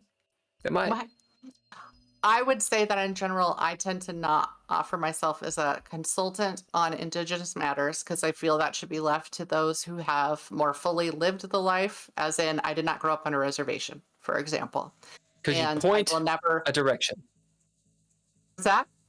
Yeah. You point the right direction. Do you got the connections? I could. I have some friends that might be willing to. Yes. So right. There is that. So they should contact you in the event. Maybe. It depends. Because here's the thing about consulting. I will say this, since I'm not the one who's going to be doing the consulting. Indigenous folks get hit up a lot for I turn down a lot of people because like I said, I will not speak for people who I think have lived in the culture more than I have.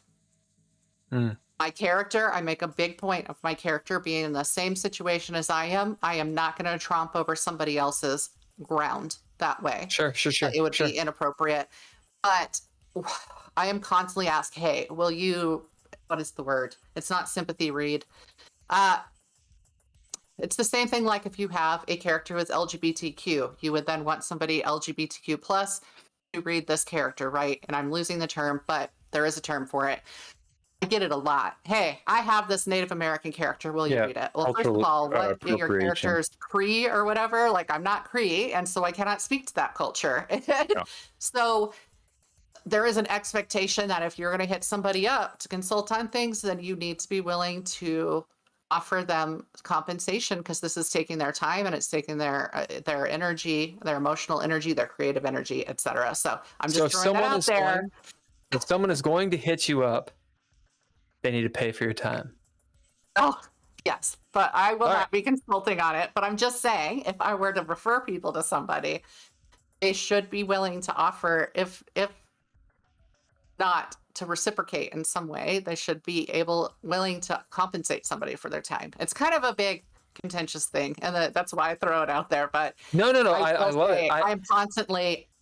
I'm not surprised by it. I'm not surprised, but I don't know about it. Because, I come from the Caucasus Mountains, man. All right, third thing. Okay, I was going to say one thing. I even had some of my friends who were also Indigenous read my book for the, same thing. So you did have them. I did have friends who are Indigenous also read the book to say, like, hey, do you think I hit these notes right? Hey, do you think that I overstepped in any way? So even I had to do that. So just to throw that out there, like, I felt that was right. But well, here in a second, we're going to talk about cultural appropriation because Ken brought it up. He'll move it to somewhere else. But my last thought. Writing, we're gonna go with a gender. Writing a woman protagonist. How did you do that as a woman? How can you? No, I'm just, okay, sorry. Actually, it works perfectly fine. Now I'm gonna give you some background real quick. Of the GGP, Ken is the more liberal. I don't know if you've guessed it. I'm not. So please go full ham on everything you say. Go. About what? Exactly. Go full ham. writing. So you're writing a female character, I'm assuming. Yes. Okay. Because I love to assume. I love to assume protagonist, and you're a female. That's not the gender. I don't know. What is my question? I don't know what your question is. Identify as yes. The identifications. Lord. Your pronouns. How does you were going for pronouns? Did you watch As Good as It Gets? That's the Jack Nicholson one. Oh my God, that's a great movie. Yeah, the one where they ask him, "How do you write a woman?" Now, I'm not saying that that's actually a terrible thing to say. That is a terrible thing to say. Yeah, I take away logic and yeah, why you gotta out me like this? That's what I remembered. But the reason it works though is because Jack Nicholson's character is OCD and can't feel. Yeah, he's horribly unattuned, which is why he can say that, right? But in reality, he's human, so of course he can be in the human condition. There's a deeper meaning. What I'm trying to say is, how do you write this character? And I'm leading, maybe not so subtly, into how do you write people that are not you? And I'm leading with my previous statement into, I don't buy into the cultural appropriation, and I don't buy into any of that bullshit. So I'm wondering your perspective on all of this. Go. Wow. Are you trying to lose me, readers, or is that your goal here? No. I think that is one of his goals. I'm the villain. He doesn't want to sell any of his books either. I'm the bad guy. Okay, so go ahead. It's a big bite. Attack it from any and every part you want. However, so the whole write what you know is pretty much bullshit, right? Or we would have no fiction if everybody wrote only what they'd experienced in their lives. And sure, people have crazy lives, and so there could be some interesting stories, but we would not have speculative fiction at all in general. So you've not killed any mythical creatures? You've not killed any mythical creatures? I have not. Not at this time. So I grew up believing in Sasquatch because I lived in Oregon as well, and that's a big PNW thing, right? But what's PNW? Pacific Northwest. Sorry. Oh, okay, yeah. And so that was a thing I believed in when I was younger. Do I believe in it now? Boy, I want to. Isn't that part of what's okay? I'm so sorry. Penn, does a Sasquatch talk? No. Wouldn't it be fun if it did? Evil villain. You know, I am a villain.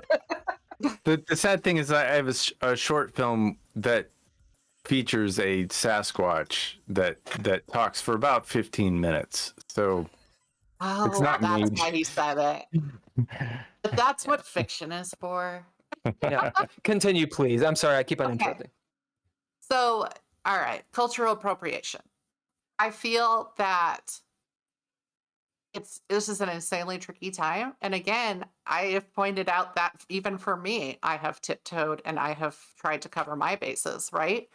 Because I only represent a small portion of a certain community.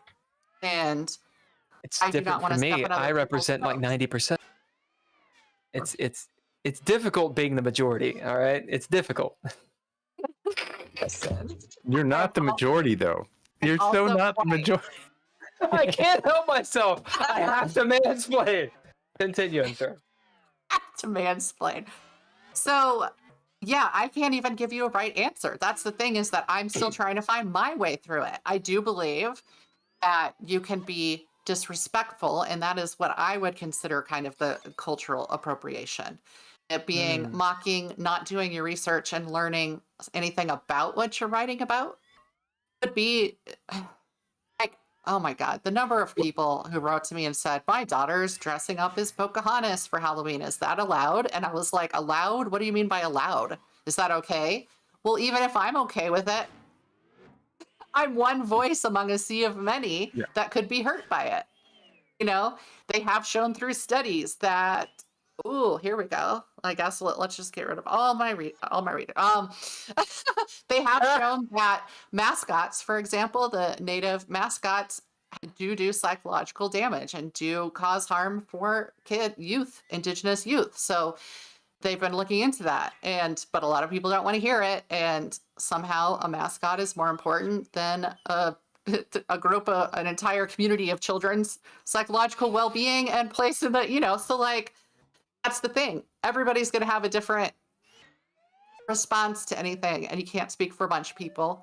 What you can do, in my opinion, is to try to be respectful and do your research. And to me, that's how you avoid cultural appropriation type stuff, right? But as far as cultural appropriation, that one's tricky, and I wouldn't be able to answer that in the time we have. But continue. Okay, yeah, and so I was just gonna say again, it's just a fine line, and it's respecting fellow human beings is what it comes down to for me. And I just don't want to cause anybody harm in anything I do, and I would hope other people would feel the same way. And that's kind of how I approach it, and would hope others would approach it. But my problem is with buzzwords, and cultural appropriation is a buzzword. It's been weaponized as they are. It's been buzzed. So that's why it's been buzzed. And my thing is, once they become a buzzword, they lose their power, and they blur the conversation. They murk the water. Blurs. Right? It does blur though, because suddenly it's an insult. It's in my opinion, it is used by people to shut down conversations instead of to have conversations. And I don't believe Come to my side. Come to my side. No, that's not what I'm saying. But I do tire of things that become buzzwords and are like, okay, you use mansplaining. I mean, the whole definition of that was intended to be when a man talks to a woman who is equally or more qualified and explains to her the things she knows. And I have seen womansplaining. But mansplaining suddenly became about shutting down a man who talked about anything, right? Like if you happen to have a different opinion or something, or voiced an opinion when it wasn't asked for, maybe. That's what I see it a lot. I have seen so many women use it as just a way to shut down the conversation. And that's... So everyone knows. Everyone knows. I am paying Shannon to say all of this. But no, what I'm saying is these things to me are real things. It's just that they've been turned into something they're not and weaponized to shut down conversations. But I would hope, again, that people would be conscious of what they're doing. And if they're writing about another culture or another... gender's trickier, like I wrote a lot of male characters. But yeah, it is. And I've read, of course, a ton of books by men. I would say that I had, at least until a certain point, read mostly books by men, especially in horror. That's why I did this top 100 horror list that I read. It introduced me to people I hadn't discovered. And like Margaret Atwood. Where can we find it? It was Nightmare Magazine. So I think if you search Nightmare Magazine and it was like top 100 horror, you might be able to find it. But if not, I think I could dig into my blog and find it from when I did it, because I was actively blogging then. Is your blog on your website? Yeah, it is. My blog is my website. Okay. It's the same thing. Okay. I thought it was on there. I when I was doing research on you, I definitely ran into it, so it's very findable. I did have a question about how you found the the creatures, or I'm not entirely sure. And who's what is the lead character's name in Mythstalker Wendigo Nights? Selena. Selena. So the creatures that she runs into, you said they were native based? Yeah, it's from native lore, basically things that have been around for a long time. Because even Sasquatch has a lot of indigenous origins, but it's not just an indigenous lore, right? It's U.S. lore, really. So that is what I kind of hit on. So where is this lore coming from? What did you kind of? For me, it was like oral tradition type stuff. It's just somehow the stuff that I happened across and heard about. So it's weird because, say, Wendigo, for example, is really a First Nations. It's Cree and related tribes, we'll say, because I don't want to leave anybody out and I don't want to say anything wrong about like pulling the wrong one, but it leaked down into the US. And so it started up there because, let me give a little background to Wendigo. The main way that one would become possessed by this Manitou or this spirit is cannibalism. And I've noticed a lot of native lore villains are based on taboo things because, say, a skinwalker, which would be Dene or Navajo, is somebody who often has committed a crime against family. So, for example, murdered a family member. So they hit taboo things that human beings do, but they take a certain amount of fault onto that person versus the way that I think European communities have long kind of used monsters like, say, a werewolf to excuse people for their worst acts. It's this interesting opposition that I've noticed between the two. And it's like a werewolf, you are a hapless victim, you can't control yourself, you're killing. But in native lore, they're like, well, they brought it on themselves, and then look at the bad things they're doing still. And it's very different how you're like taking responsibility for something. I find that interesting. An interesting difference there. And is that and how does she hunt them down? Is it are there clues? Is it like a process? I will say there's a mystery aspect to the story. Yeah, so okay. and she's trying to hunt down an originator of this, somebody who's brought this down on themselves and others to take that person. Take them out. Is she family to who, like, is she in the circle of what she's looking for, or like part of the family, or is she like a for hire? She is brought in by her mentor, who is not family by blood, but is kind of family by circumstance in her past. And he brings her into the situation to track down somebody who is not like that is an outside, and he's going to do it. He's willing to pay her fee to do it. So she is brought in for hire by somebody close to her, and it is to save somebody close to her. Sure. And is there magic in this world? Is this a magical thing, or is it like a suspension of disbelief, or does the story, like, is it firmly rooted in the reality of where we are? I mean, today urban fantasy kind of plants a foot on both sides of this line, right? Typical fantasy, say elves and that sort of thing, is firmly in a fantasy realm, right? But urban fantasy, the whole urban part of that is that it brings it into the now, often in a big city or something like that, a familiar place that can play up the city as part of the story. And so there are fantasy elements, obviously the lore itself. She also has abilities, so Mythstalker is something you're born to in this. And so there are elements of, like, we'll say special powers, not like a superhero, but she has like enhanced senses and healing abilities, that sort of thing. And is there a sex scene I mean, because she's very attractive, so I would imagine having a little spicy content in there. I will say there is a sex scene in there, yes. Nice.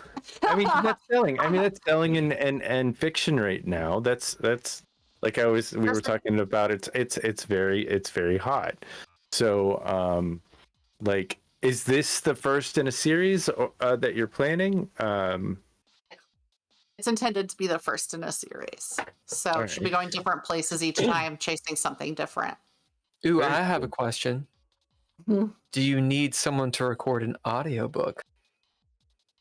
Why do you do that? I do. However, and this goes back into my question. It's all about my questions. The idea of an audiobook done in the voice of a dude, but the audiobook was written by not a dude, and it's about not a You dude. just said that for your villain. It was like it would have to be a female reading it. A female. I mean, we have audio equipment. I could act like I do know some actors who are female who would throw down in the event you need a voice. You're in the right place for it. I did want to say, going back to cultural appropriation, that it is not limited to. I mean, we are from Appalachian, and if I wrote Books weren't a part of Appalachia, okay? if We I are wrote a book appropriating all of on- the other people's. I live really close. My family is from Breathitt County. We that's just can't help it. I just do it. My family's from Breathitt County, the mountains. We're hill people, and we if I were to write a book on mountain top removal or Appalachian life, like, it would not be accepted. Just like the hillbilly LG guy. I mean, like, he was not accepted by true hillbillies. Like, he was an outsider, even that, and he certainly brought a lot of negative press to it. So, like, I think we have terms like that. If I wrote that book, it would be a form of cultural appropriation because I didn't live that life. You're absolutely right, and one would hope if you chose to do it that you would. But I mean, it would be for altruistic reasons, because I feel like coal is, it sickens the people around the mountain. I know this is very. This is where Ken and I disagree, by the way.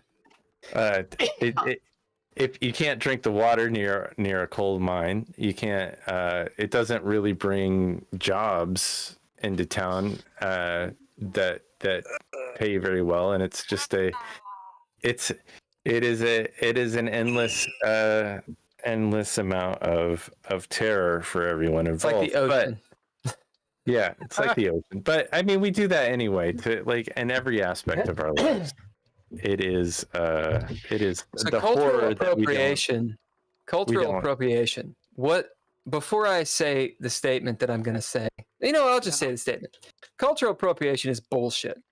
All right. So, as we had mentioned, you already said that. But I'm going to ask you though, to my point that I made in response to it. How do you feel about that? Like, is it just the buzzword that turns you off? Is it Yeah, and that I think that's that little tidbit that tidbit's the wrong word. That, what's the word I'm looking for? I'm trying to be nice. I'm trying to be eloquent. I can't be. I mean, that tidbit that you had was so good. That little turn of phrase of, I'm sorry to interrupt you, Ken. No, the idea of, Shannon, when you mentioned something like it's a term that then becomes a buzzword and it loses.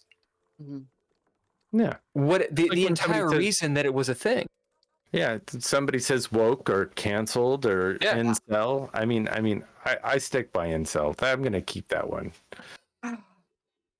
I mean, Well, they claim it. A They claim group it. that call themselves. They are that, a cult. really, so They're a cult. yeah. And there's a horror book coming out soon, I'm sure. Oh.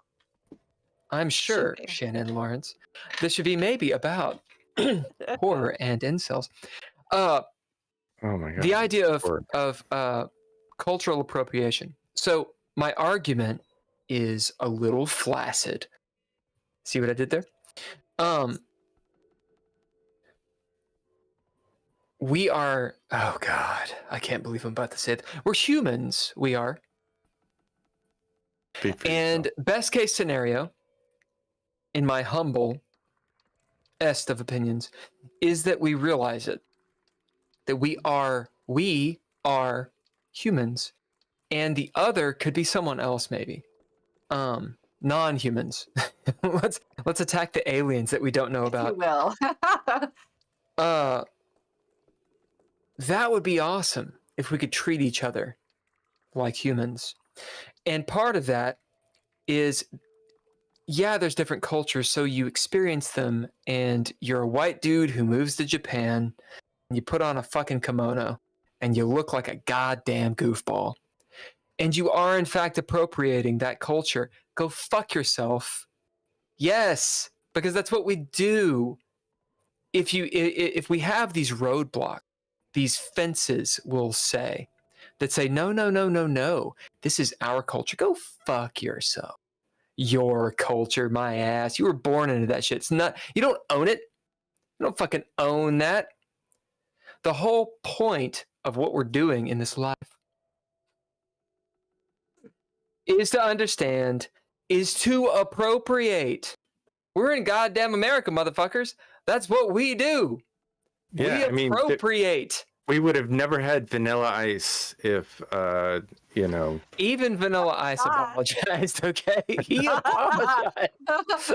Maybe like throw out some Eminem or somebody who's like. Yeah, no, I mean, somewhere Eminem with it. never apologized. Eminem, No, and he He should. was like- He You will should. never He own shouldn't. it, yeah. and he was like, who he did it shouldn't. for me? It was Vanilla Ice. He got me started. Well- I don't know. I really Listen, don't know. I like I'm Teenage making Mutant that Ninja up. Turtles too, as well. Okay, go. I Ninja, remember go, that baby. song. That was Oh my God. that was an epic song. Who did have a song? When you were 8, or in your Yeah. case, maybe 15. I remember Look. listening to it and thinking after the second time I listened to it, I was like, wait a second, this song is Wait. not as good as I think. That's because you're smart. But I was 8, and I didn't have that feeling. So, Shannon, Yeah. where I'm going with this is that's the reason I have a point of contention about it. What does the term? What does it act? What's the benefit of the term? Cultural appropriation. What is it actually protecting, or I mean, when saying, you hey, look signal? at origins, right?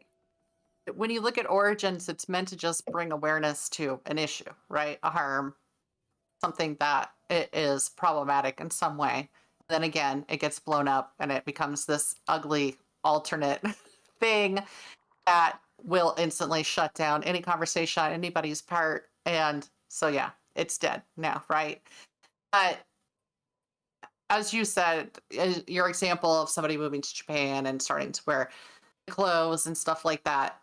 A it's corny always white just guy, that- specifically, by the way. Corny white guy.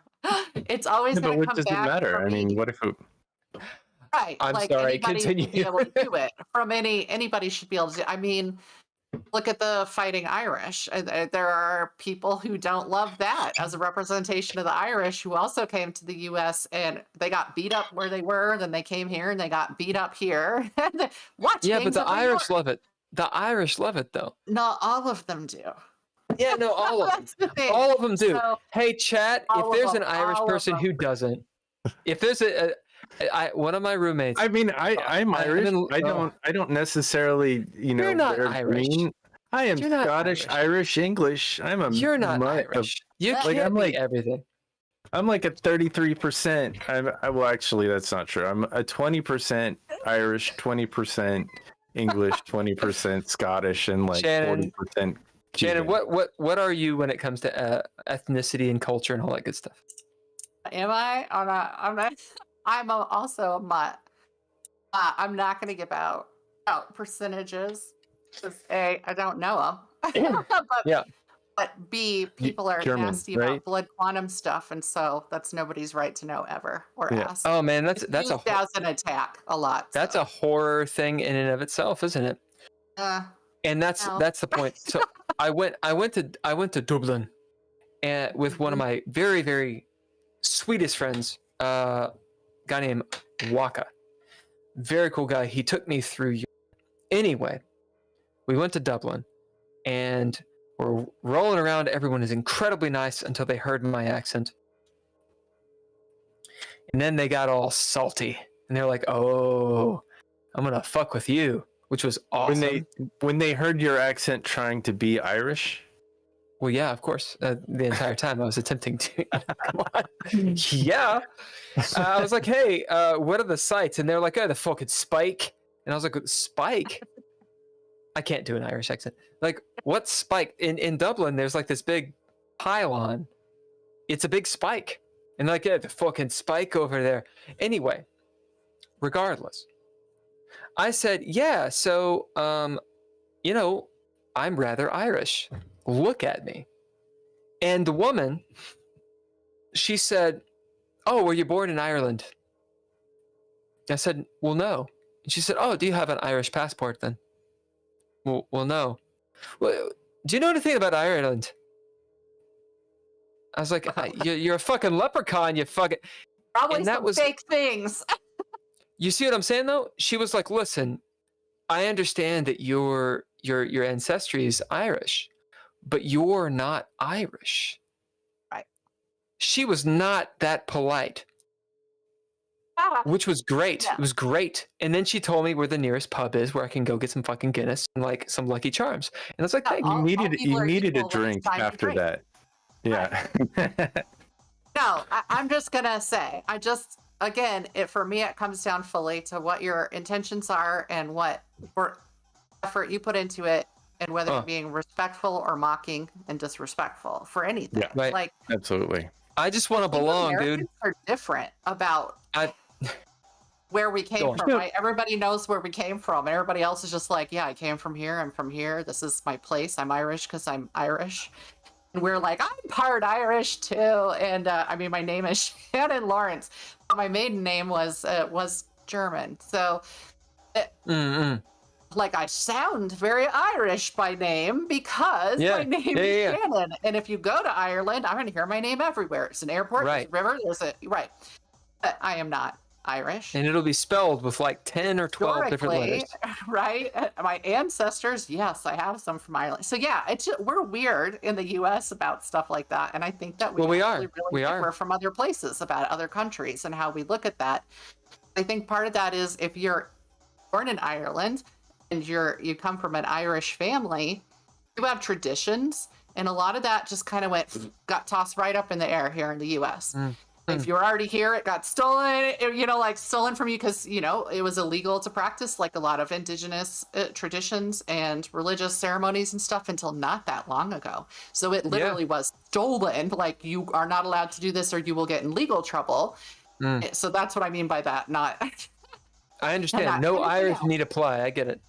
But then when everybody came here, they lost those connections, and it's like we've passed down trying to keep those connections in some way. And so, yeah, I don't have answers to that, but we are. So in a way, it's good to remember. It's good to remember who we are, and this is what I'm getting at. Like, all right. So one of my buddies, who I think is also your buddy, Ken, Mr. Bo List. You know what I'm talking about? Bo List is an amazing dude. Friend. It's fine. I'm a bad friend. He is a director. He's a director and a writer and all sorts of things. I'm going to throw lots of good shit at Bo List. If you don't know him, you should check him out.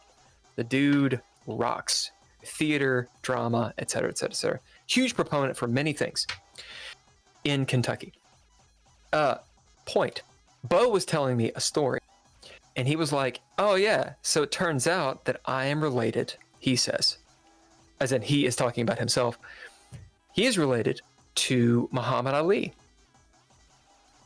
Now, with Cassius Clay... Is what we're getting at? Or you're right there.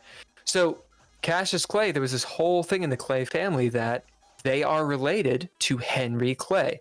Now, if you don't know who Henry Clay is, perfectly fine. Henry Clay is a big dog in Kentucky. Well, he was the person that basically stopped the first Civil War from happening. He came up with this thing called the Great Compromise, which basically said the South can keep having states and the North can have slaves, and postponed the Civil War for 15 years. He was Secretary of State at one point. I think he ran for president, and I believe he was killed in a duel.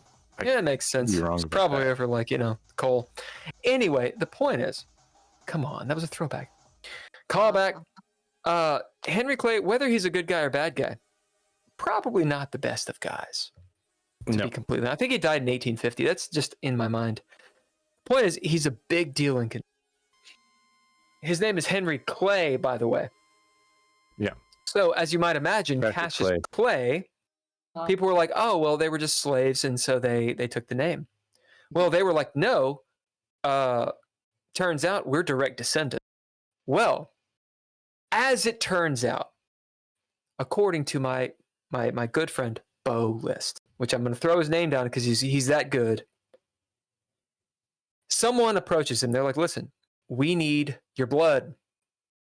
We're going to do a genetic test, and it's the last bit of research. And if the genetic hoodoo works, it turns out we can actually prove Cassius Clay and his entire family are direct descendants of Henry Clay. So, the obvious. Otherwise, it would not be a good story. Bo does the thing. Of course, it's approved. It's verified. He goes to Louisville, which is the proper way of saying the name of that city. No, it's called Lowell. He goes to Louisville. Lowell. Goes to this sort of award ceremony. Call it a family reunion. And he describes, like, Bo is sitting there. He's not crying, but it's obviously a moment of all these people. And when I say all, I mean all.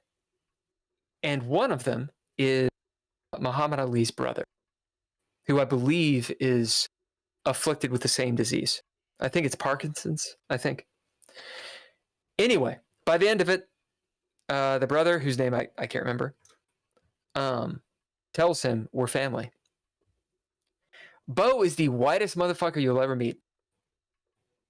My point, we ain't white, y'all. Actually, that's what I enjoy, and like really awful racist people is when like they discover, like, do a test and discover that they're not even pure. We're just fucking human. You don't want to be pure. If you're pure, you're genetically flawed. You probably got some genetic issues for sure. Yeah. That's right. I have a whole theory about accents that has no scientific basis. But because, like, they're always like, why do people love accents so much? Why are accents hot? And I was like, I feel like that's a biological imperative. Your brain knows if they have a different accent from you, that it's probably not your cousin. I like that. So that's my theory with that. That's nice. Yeah. Which is neither here nor there and has nothing to do with what we're discussing. Okay. But no, that does. Buck Mud says, I don't want to be pure. I'm not. And I'm not. Not pure. Buck Mud, I know for a fact, love horror. Shannon, I know you've written a ton of books and such. What is the thing that he should read? Like the first thing of yours that he should read? I'd say but Blue Sludge Blues and Other Abominations is a fun one. So is all right. It's a collection of short stories for me, but it leans more toward what people would consider the classic horror away from the psychological. Like more stabby stab and less. Yeah, more gore, more and I'm not an extreme horror author, so I'm not saying like buckets of blood or anything like that. But yeah, that one's more along those classic lines. So Buck is the person who introduced me to Chuck Palahniuk. Oh yeah. And I believe horror, or no, The Haunted, maybe is what it's called. I think it's a bunch of short stories. There's one specific one that he showed me, and I was like, holy shit. The cover of the book is a dude doing this. Yeah. Anyway, interesting stuff. So I wrote a tabletop role-playing game. Have you ever played those sorts of games? I have not. I am. Well, I've played some loose ones that are like via cards, but yeah, like what? I haven't played Werewolf yet. I have that, but no, I've I'm trying to play Werewolf. Werewolf is fun. I have Werewolf it really to fun. play. I just haven't done it yet because I want to. It's fun. And I'm supposed to play. I have a friend who made a 50 at 50 list because she just turned 50, and she wants to play D&D. So I agreed to play D&D. is a good one. D&D is a good one. Everybody knows it. Hasn't happened yet. Now I'll say this about D&D. Of course, I think people should play because it's a good it's not a good introduction. D&D is like the calculus of tabletop role-playing games. It's just that everybody knows the word. Right. You know, calculus is actually complicated math, right? Arithmetic is easier, or it's a simpler idea. Arithmetic, plus, minus, etc. This is mansplaining. Now I'm mansplaining. Thank you. You're welcome. You're welcome. So arithmetic, see, you can... my point is that everybody knows the calculus. Like, oh, calculus, right? But actually, calculus is far more complicated, or not far more. It's just more complicated. D&D is it's the most popular, but it's actually a very complicated role-playing game. Like when it comes to math, very mathy. It's just everybody knows about it because there's a movie or two or three, which we only mentioned the one. I also think the fact that it got like screamed about for being satanic or whatever during the Satanic Panic helped kind of solidify it in a way that other stuff didn't. It got targeted for whatever reason. So then it becomes infamous. So in the event you play D&D, what kind of character do you want to play? Well, first saying that I wouldn't know all of the character. I mean, I hear people talking about all the time, so I've kind of absorbed Bard and all this stuff. But so I have no full idea of what's available. But I would probably lean toward elves if that's a possibility, just because. Okay. I started out with Vulcan. So in the D&D, do you mind if I go into a little bit of mechanics really quick? Yeah. Okay. And you've never played one. Explain to me because I don't know it. and you've never played one of these games, right? Not like that, no. Okay. Ken probably knows where I'm going with this. Oh no. I would like you to write down. I'd like you to write down, or perhaps remember, of your character. Okay? Your current character. It's an elf. Yes? Like a Tolkien-esque elf. Yeah. I mean, I say that, but then usually if there's some sort of like mystic, semi-evil, magical woman, then that's what I you can do that as an elf. Semi-magical. I kind of want the leaning toward the evil a little bit. Is how I like to. Indeed. And listen, this is bread and butter. Are you a Noldor? Or are you a Teleri? Or what's the other one? I'm stretching my Tolkien lore. Are you a good elf or a bad elf? No, these are not the good elves and bad elves. Are you one of the elves? We're gonna talk Tolkien. Are you one of the elves? I'm gonna piss everybody off. Who follows Galadriel, right? Against the Valar. Excuse me. You stay in Middle Earth, or do you stay in the Grey Havens? Oh, what do you do? Good question. So they go to Middle Earth. Chat, correct me if I'm wrong. They go to Middle Earth against the gods, Vala, because basically they want to help out against Morgoth.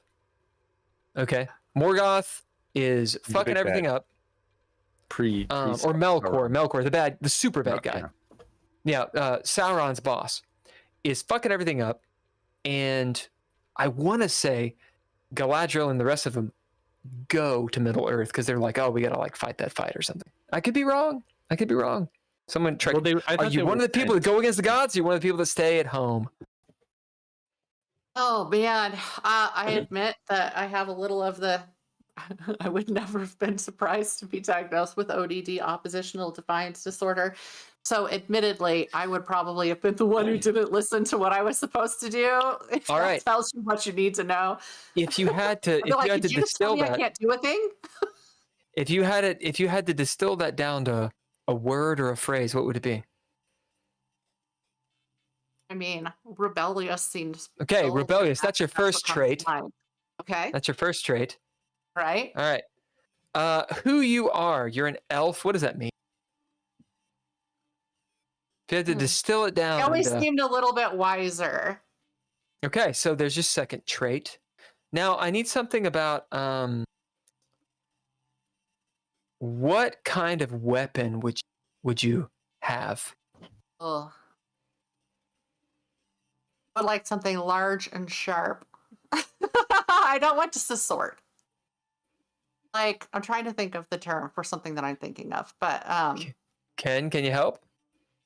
I just think of it that sickle, or the yeah, something with reach. Like a scythe? the scythe. Yeah, Like a big ass scythe for like cutting big wheat? ass one though. Yeah. Yeah. Like out of Needs Final those things, Fantasy? like some good damage. That's Okay. what I wanted to Okay. hear. What kind of protection would you wear? You could wear anything. This is a game that So this could be Could be like anything. magic that you're No, it using could be as like anything. a shield. It could be it armor. could be anything. You could have Space Marine armor on it.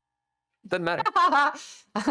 All right. I would want some sort of magical.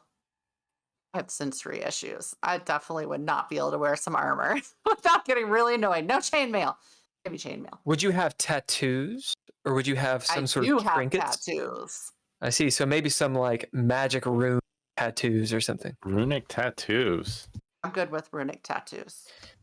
So Buck Mudd also introduced me to the novel series by Rachel Weisz and Tracy Hickman, I believe.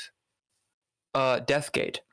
If you haven't read it, it's super fantasy. It's very good. Back in like the 80s or 90s. Deathgate. It's.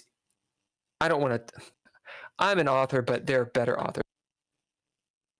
Oh, you're fine. I read it very young. Pretty good. If you want to check it out, it's good. It's really good. Anyway, they got runic tattoos. Anyway, magical tattoos. So, let's say you're on a ship. Hey, Ken, give me a description of this ship in 10 seconds or less. Creaky wooden boat that has lots of holes in it and is barely floating. All right. Just cheese So it's on the ocean. It's good ship. Shannon, who's on the ship with you in 10 seconds? Who's on the ship with me in 10 seconds? 7, Good Lord. 6. Someone- God Almighty is on the ship. Oh! Oh, God. Yeah. Beard and everything. No. uh, Who's on the ship with you? I would say, like, 8. the same folks as I am.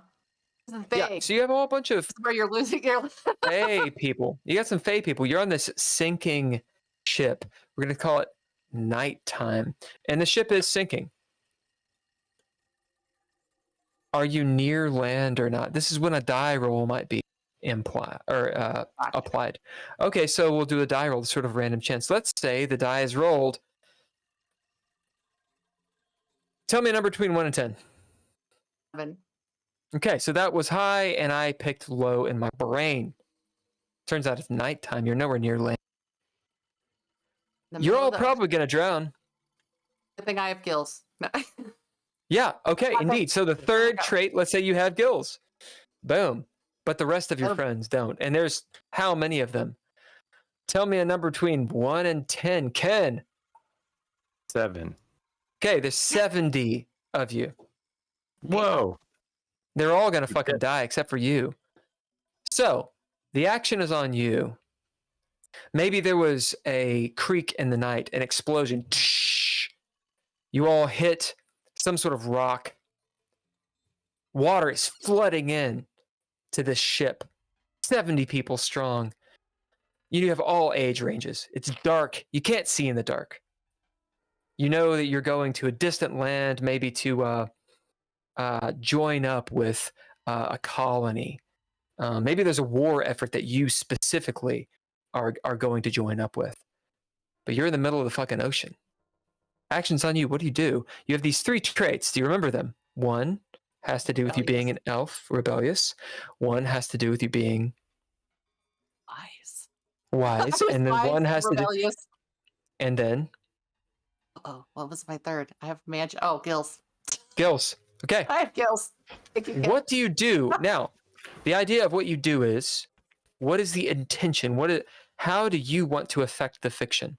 You get to change the fiction. So, like, if my goal was, we're sinking, and there's 70 people, and I would like to save the ones that I can save, that would be that would be where I would be going next. And then the way you go about that, the stepping off point, is the trait you bid. Okay. And you got 3 traits right now. So in this case, like I have gills, but I feel like that only goes so far, and I'd be having to use my brain to figure out the wise part. You are figure correct. out how I do the next part. But you only need 1 bid to accomplish this goal. So what's it going to be? You got 3 traits. Which one does it start with? And we run from that. Be going with the wise. I'm going to figure out. I'm going to noodle it. Okay. What do you do? Figure out a way to save as many people as possible. This is your fiction. You have bid wise. You are wise. So how does the fiction bend to your... I feel like it's cheap to introduce new magical things. No, it's not. It's not.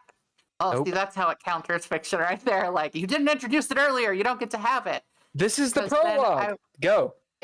I would want to figure out a way to fix the ship because I can't influence the ocean. So What would it be? if I can, You can't if I influence the can- ocean. so You're a it's fucking full elf. of- well, I can. You got gills. What the fuck? It's an option. Yeah, right. the- You sit, swim in the I'm water. going to call my half guild brethren and Clearly know about the I'm going ocean. to- right. So there is some aspect of me that is from the ocean, and so I'm going to call out for help. How do you do it? I am going. You're to in the hold. telepathic. Oh, I feel like I would have to like call out like a tune that speaks to them. Tell us. I mean, tell you. Yep. I call So out like what tell does what your happens character do? next. You look around, Okay. there's 60 some odd, because there's crew. There's 60 some odd people down in this hold who are sort of waking up as the water's As you rushing in. speak, They it look says to water's you rushing in. as your runic tattoos are alighting because, you know, your gills are going and shit. That's right. And so I call out in the language of those people and my do. people. And it brings them, right? It resounds through the ocean and it brings Yep. those who are the closest and they come and they help to shore up the ship. They have this great seaweed and they start plugging it into the holes and and then we're able to start bailing. And this So seaweed this stuff that is they make exactly the way solidifies. that a game like this works. Now, Gotcha. we are playing DreadLore right now. That is literally DreadLore. Now, where dice would come in is I as the arbiter, as the game master or referee, I would say, okay, well, that's how far away are your brethren, sistren, and such. Yeah. Maybe you got to roll dice, and the number you get will determine how long it takes for them to come. So then you have to deal with things until then. Or perhaps I could say, okay, well, you're pretty far. Are you able to reach them? Or we could just go with the bid and say, oh, you're this person. Well, why do you matter? Why are they listening to you? Why would they listen to you? Because, you know, you're a little chaotic. You bid wiser and you started to sing this enchanting song. I mean, so that projected your voice beyond just the edges of the ship. Maybe that projected, a nearby ship that was in your company to come along or something like that.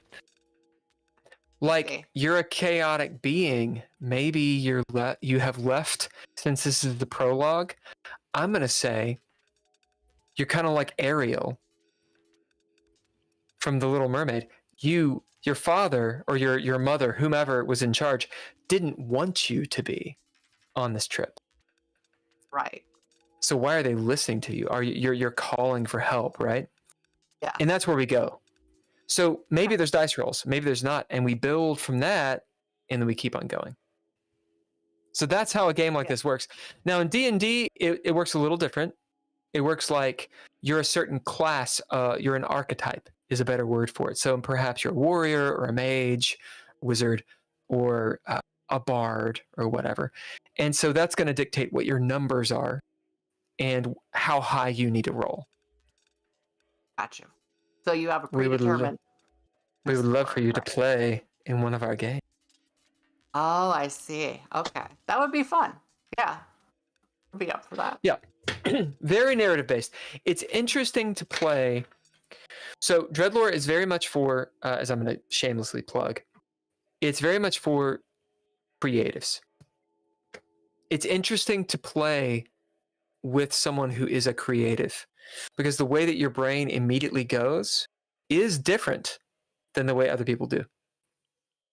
Yeah. Like the beauty of a prompt being thrown out and write it to a room full of writers. Every story will be different from the same prompt. It's an adjective-based rules-light game, basically. It gives you hints Really of where to take these characters. I probably had 20, because I've been playing this for a while. I had like 20 different ideas of where I could go with this, just based off of that little, because it's yes-anding. It's like if I was the captain of the ship, nighttime, and it was sinking, I would bid my creaky wooden ship to maybe, because I was the captain, I would make it list over to one side where the holes are less, and it might be able to, or have all the elves move to one side, and it tilts the ship. I don't know if it works like that, but that's where a roll. Yeah, that's where a roll would. And I like the idea of being able to sing, because you're this mystical creature, and water is very transductive. Elves, whales sing in water, and their voice can travel, right, quite a ways. So there's one person who runs this in a similar way to D&D, though. So there's one person whose job it is to like throw out and get people's feet out from under them, and she is the arbiter. No, literally in the book. Yeah. Gotcha. So in the book, the arbiter is a woman, which was a choice. Which is explained in the book. The long and the short of it is this. To answer your question, in these kinds of games, there is a referee. And this person is going to play all of the non-player characters or the antagonists. They're going to set up the world, and they're going to be, depending on the rules, the referee. The person who says, okay, well, this rule will apply, this one won't. This is how we're going to mess with the situation, etc. For example, if you're on an airship, right? Well, what are the physics of an airship? How fast are you really moving? If you're moving as fast as, a jet plane, well, how are you breathing? Right? Because the wind is moving pretty fast by you. Like, there's a lot of these physics, and you're always going to have a player who's like a physicist. He's like, well, actually, hold on a second. If you banked, and it's like, I love that mug. It's like being a con panelist. There's always somebody in the audience who's like, I know exactly everything about the thing you just said. And you're like, exactly. And so it's important to have, this is where the buck stops. A person who says, yeah, sure. there's also magic in this game, so Right. physics will work a little bit different on this. You know? Yeah. It's the crystals. The crystals allow for Right, the airflow crystals. to- It's the crystals. It's the They crystals. allow for it. I think the first one of the first Tim Roberts led a game that I played that had airships in it, and I don't think we had any problem breathing. No, well, you can ignore it. It's like when the adventuring party goes into the dungeon and everyone's doing shit and you're like attacking shit and, you know, opening up the chests of gold and such, and then some asshole is like, how are we seeing? Wait, hold on a second. Aren't we in the earth? Oh yeah. Oops. Oh, where's the light? Just a coming second. from? How are you carrying so many weapons? Yeah. Andrea. I'm Okay, gonna- so I'm gonna this is a send question. tips. This is a question I got for you, Shannon. In the world, respecting the rule of that world, right? So you have a Yep. horror element. There's usually a fantastic element too, right? Mhm. How do you make sure to respect the rules that you've laid down, and how do you lay down those rules anyway? Yeah, so that's something to consider, right? Because we kind of had set rules for vampires, right? To use one that I think everybody's going to be familiar with. Yeah, sparkly. And Right, they sparkle then in they sunlight. oh god, not the sparkly vampires. No. Okay, but that's the thing. If you break it, you have to find a way through the telling, right, to let people know you've broken that rule and that they expect that rule to be different. Because otherwise, and I can't think of an example, but like I've watched things with vampires and I'm like, well, that's not the rule. And you didn't establish that that rule was different in this world. And that's a failure on the part of the person who created it, right? Because if there is a trope that is steadfast, and you have to be familiar with it. If you're writing in a world, you probably are familiar with those tropes and rules, right? Just kind of if you write, you should also be a reader. Mm, You kind of know the rules. You kind of know how stuff works because you have also experienced that from other people of varying skill sets and all of that. So yeah, you need to know what your rules are kind of going in. And if you hit one that you didn't consider, then you need to consider what the expectations of the reader or watcher or whatever you're creating are and figure out, because if that's something that you needed to establish, then you have to go back and establish something about that. You have to establish that rule break, because otherwise people are going to come in assuming there are certain rules, and it's frustrating if those get broken and you don't understand why, basically. right. You start losing faith in the fiction. Yes. That's something as a storyteller, and when I say that an ST is called, you know, because we're creative about it in role-playing games, an ST, a DM is a dungeon master. That's a trademarked term. Yeah, Anyway. they'll come after. They'll find you after you say it again. They'll get you, man. So as an arbiter in DreadLore, I think it's something to always be conscious of. Your audience, if you're live streaming, is whomever decides to fall upon your podcast, but your other audience are your players. And there's definitely moments in like the current game that I'm running. It's a horror investigation game. Ooh. And unfortunately, our buddy Drizzle is not on here. He's our horror guy. We ask him about horror. He does haunts and that kind of stuff. But there are times that the cast, including Ken, will be like totally on board. And they're like, oh yeah, that monster. Yeah, I get it. But there's moments where they're like, wait a minute. Are you just trying to fuck with us? Are you breaking your own rules? And it's a big no-no. It takes everybody out of the fiction. Sure. And I think in a book, you probably throw away the book. You're like, nah. Yeah. Yeah. You're like, if you did this, what else are you going to do? Right. Reading Stephen King was always tough for me because I just hate the way he writes. Like I hate it. Personal thing. Like the voice of the story, or The voice of the stories, his story, like his technique, and it makes sense because he writes so much. I just can't get into it because it's just like come on, this is like, it's like doing my taxes. And that's the thing you can't overcome, right? Like you will never like. I mean, I don't care what happens in the story. I can't do it. Like I like Asimov. I think that he writes well. Yeah, I agree with you. I'd like. But he's not a horror writer. Well, I mean, robots are terrifying. He was my intro to sci-fi too. So, of course, Sure. iRobot is the one that I think probably brings. That is the one. Kind of. Did you see the film? Yeah. Yeah. Yeah. That was It existed. fine. Yeah. It was not like, it was not even. That's not a story. No, in they any of his created books. Will Smith's character because they needed that character.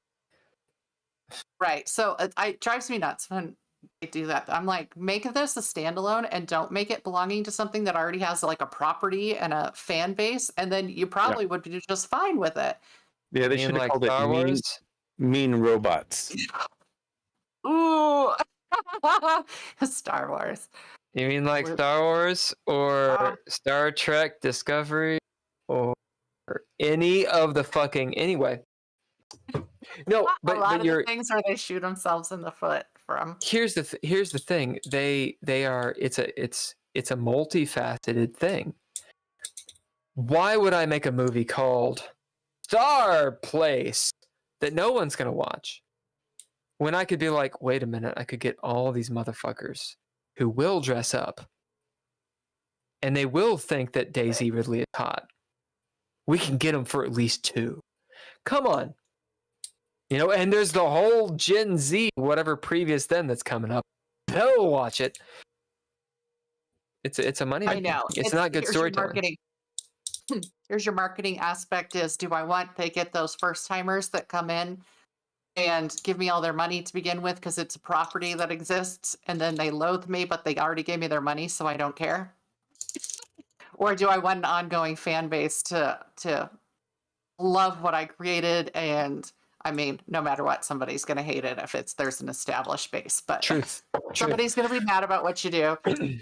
I am love watching people argue about like DC and Marvel who actually have read all the comics, because that's when it really gets to the nitty gritty there. Oh yeah. It's painful. And I confuse DC and Marvel all the time to the chagrin of no one. I think we should wrap up in the next 5 minutes or so.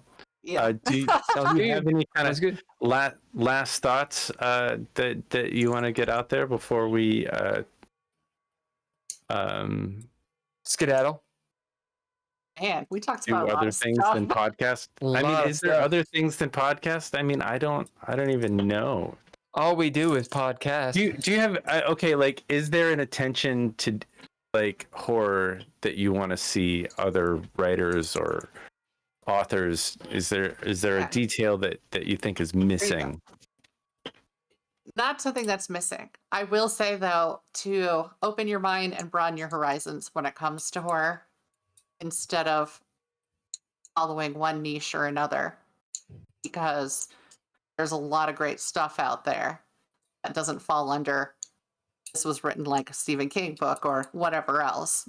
And there are a lot of definitions of horror. So just quit sticking it in a box is what I would say. And you're going to find a wealth of other stuff that you're going to enjoy. That would be a final thought.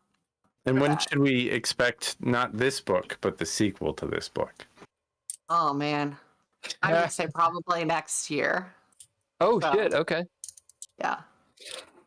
Well, in the event you need audiobook people, I am in Los Angeles, and there's a lot of people I know who would love to do it. So, just so you know, don't get AI to do it. Oh my God. I will. AI. Don't worry. I will not. AI will not write for me. Yeah. Also, No, if you AI need will not create my art, and it will not speak for me in audiobook form. if you need any kind of media production, there's this one company called Replay. Yeah, Oh, you Couch should Fire call- Media. Right, you- Darby Life- At the top of the show. Shannon Lawrence, thank you very much for being on. I am going to ask you one more question, though. Do it. Two more. One, what were you drinking tonight in that massive mug of yours? It's boring though. It's just water. Listen, I'll water's go great. drink Water's after healthy. this. I'm gonna Keep it no. healthy. I'm gonna have my margarita to enjoy. No, it's just a 100 ounces of water right there. God damn. Good. Second, It's like- and this will throw it out. Oh my god. And any aphorism you might have, or saying, or quote that you want to make up or recount, like a cheers. Cheers. Go forward and scare people. Let's do that. I like that. I like this. I've got two. Write about what you know. Write what you know is bullshit. that's a Shannon Lawrence, and then go forth and scare people. All right, I like that. Thank you very much for joining us. Famous final words. is the right? What you know is bullshit. That's my famous last words. It has been a pleasure. You've been one of the Absolutely. more creative and interesting people that we've had on here, and we really appreciate it. Thank you. I hope And Ted, I think anything? you might be our first female guest. So I don't know. Someone, yeah, you're right. really? Yeah. Oh, gotta mix it up a little bit. Gotta mix it up a little bit. right. I mean, I like Right. people. I like people from around the world. And you are not the first person who has native First Nation heritage awesome. on our podcast. Who was the other one? Who do you think?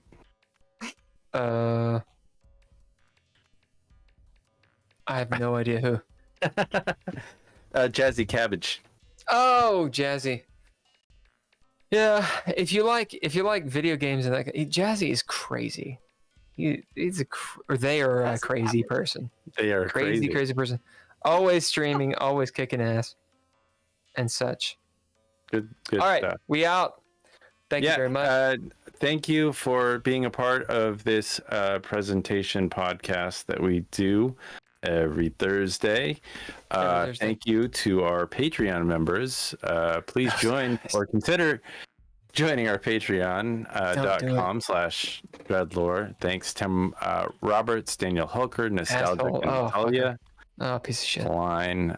Production by Couchfire Media, Natalia Cline. as well as art and Trois Productions. Couchfire Media is pretty brings cool. a lot of the content Yeah, Twat and Replay, madness. And all of the joy those guys. that we are experiencing. Until next Monday. Monday. Yeah, Monday. You gotta join the Red Writ next. It's The not Red the Red Writ. Writ. It's Into It is Space. the Red Writ. Into Into This has been a production of Geeky Gamer Podcast. Geeky Gamer Podcast. Bye. Thank you, Shannon Lawrence. Thank you. Thank you, Shannon Lawrence.